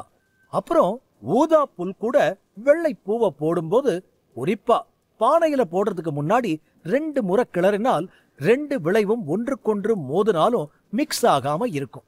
இப்படி செய்யறதுனால அது முழுசா பயன்படுறது மட்டும் இல்லாம ரொம்ப வேகமாவும் மருந்து ரெடி ஆகும். இதனால மருந்து உடையாம 2ம் சரியா மிக்ஸ் ஆகும். இந்த மெத்தட் கிளவுட் டெக்னிக் மாதிரின்னு வச்சுக்கோங்க. இது உங்க சீனியர்ஸ் கண்டுபிடிச்ச ஃபேமஸ் டெக்னிக். இதுவும் உண்மை இல்லையா? அப்புறம் புல்லட் கிட்டத்தட்ட தயாரானதும் உங்க ஆற்றலை ஒண்ணு சேர்த்து ஒரு பிரத்யேக காற்று கவசத்தை உருவாக்குனீங்க. இத பக்கத்துல இருந்து பார்த்தா நல்லா புரியும். கெமிஸ்ட் துருவன், இது உங்க டெக்னிக் தானே என ஜீவா கையை விரித்து கூறினான். பின் எதுவும் பேசாமல் அமைதியாக நின்றான். இப்போது மற்றவருக்கு பேச வாய்ப்பு கொடுத்தான். ஜீவா எல்லார் முன்னிலையிலும் ஒரேடியாக அர்ஜுனின் ரகசியங்களையெல்லாம் அம்பலப்படுத்தினான். இதைச் சொல்லிவிட்டு சிறிது நேரம் நின்று மூச்சு வாங்கிவிட்டு மகிழ்ச்சியாக நின்றான். வேதியியலாளர் அர்ஜுன் இன்னும் நான் சொன்னதெல்லாம் முட்டாள்தனம் என்றும் ஏதோ கதை சொல்கிறான் என்றும் மற்றவர்களிடம் சொல்ல தயாராக இருப்பதை பார்த்த ஜீவா பின் குரலை தாழ்த்தி அனைவரையும் பார்த்து, நான் சொன்னதெல்லாம் உண்மை இல்லைன்னு இப்ப கூட அர்ஜுன் மாத்தி சொல்லலாம். ஆனா இங்க இருக்கிற உங்க எல்லாருக்கும் இது எல்லாம் உண்மைன்னு கண்டிப்பா புரிஞ்சிருக்கும். இப்ப என்ன செய்யணும்னு நீங்களே முடிவு பண்ணுங்க என்றான். கெமிஸ்ட் அர்ஜுன் முகம் வெளிரிப் போய் மிகவும் நடுங்கியது. ஜீவா சொல்வதெல்லாம் உண்மை என்று அவனுக்கு தெரியும். வேதியியலாளர்கள் தங்கள் சொந்த பள்ளிகளையும் தனி குடும்பங்களையும் கொண்டிருந்தனர். அவர்கள் நுட்பமும் அவர்களுக்கு மட்டுமே சொந்தமாக இருந்தது. ஆனால் வேகமாக கற்று முன்னேற வேண்டும் என்பதற்காக அர்ஜுன் மக்களின் நுட்பத்தை திருடினார். அர்ஜுன் தான் இந்த வேலையை மிக சாதுரியமாக செய்ததாகவும் யாருக்கும் தெரியாது என்றும் உணர்ந்தான். பிறகு எப்படி தெரிந்தது, அதுவும் இவ்வளவு துல்லியமாக என யோசித்துக் கொண்டு ஆடையின்றி அந்த ஹாலில் நிற்பது போல் உணர்ந்தான் அர்ஜுன். எல்லா வேதியர்களும் அவனுடைய எல்லா முகபாவங்களையும் தெளிவாக பார்க்க முடிந்தது. அவனுக்கு மிகவும் பயமாக இருந்தது. எல்லா கேமும் நீங்க விளையாடிட்டு என்ன கேம் விளையாடுறேன்னு சொல்றீங்களே, இது நியாயமா என ஜீவா செய்கை காட்டி கேட்டான். அர்ஜுன் நிலை இப்போது இன்னும் மோசமாக இருப்பதை ஜீவா பொருட்படுத்தாமல் கேட்டான். பின் மெல்ல சிரித்துக்கொண்டு அர்ஜுன் அருகில் சென்று, இப்ப விஷயத்துக்கு வருவோம். பேரு வைக்கிற வேலை இன்னும் பாக்கி இருக்குல்ல. எல்லாரோட டெக்னிக்கையும் திருடி நீங்க பண்ணின இந்த டெக்னிக் பேரு 10,000 நதிகளின் சங்கமம், கரெக்டா என்று ஜீவா சொன்னதும் வேதியியலாளர் அர்ஜுன் நிலை தடுமாறி விழுந்தார். மேலும் ஜீவாவை நோக்கி விரலைக் காட்டி, எப்படி இது நடக்குது? நீ நீ ஒரு பிசாசு என்றான் அர்ஜுன். சார், ஜீவா சொல்றதெல்லாம் உண்மைதானா? ரொம்ப நேரமா ஏதோ புக்கு படிச்சு டிக்டேட் பண்ற மாதிரி ஒரே ஃப்ளோல பேசிக்கிட்டு இருக்காரு. இங்க இவ்ளோ பேர் இருந்தும் எதுவும் அவரை பண்ண முடியலையே. யார் அவர் எதிரில போனாலும் ஆப்பு ரெடியா வச்சிருக்காரே. அவர் சொல்றதெல்லாம் உண்மைதானா? நீங்க என்ன நினைக்கிறீங்க என்று சரிகா மெதுவாக நவீன் காதில் கிசுகிசுத்தாள். உனக்கு இருக்கிற டவுட்டை விட எனக்கு ஜீவா மேல அதிக டவுட் இருக்கு. இதெல்லாம் எப்படி சொல்றான்னு தெரியல. ஆனா கண்டிப்பா அவன் சொல்றதெல்லாம் உண்மைதான். அதான் அவனை எதிர்த்து நிக்கிறவங்க தடுமாறி போறாங்க. ஒன் மேன் ஷோ தான் இது என மெதுவாக சொல்லிக்கொண்டு நடப்பதை தீவிரமாக பார்த்தார் நவீன்.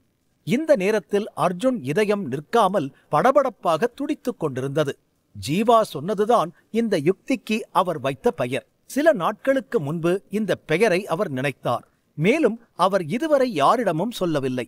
அவருடைய சீடர்களுக்கு கூட இதை பற்றி தெரியாது. ஆனால் எங்கிருந்தோ வந்த எதிரில் இருந்தவனுக்கு இந்த பெயர் எப்படி தெரிந்தது? அவன் எல்லாவற்றையும் விரிவாக அறிந்திருந்தான். அவன் கண்களிலிருந்து எதையும் மறைக்க முடியவில்லை. அர்ஜுன் அனைத்து நகர்வுகளையும் திருடினான் என்பது கூட அவனுக்கு தெரிந்திருந்தது. யார் இவன்? பேயா அல்ல நரகத்திலிருந்து வரும் பிசாசா என நினைத்து இப்போது வேதியியலாளர் அர்ஜுன் மிகவும் பயந்தார்.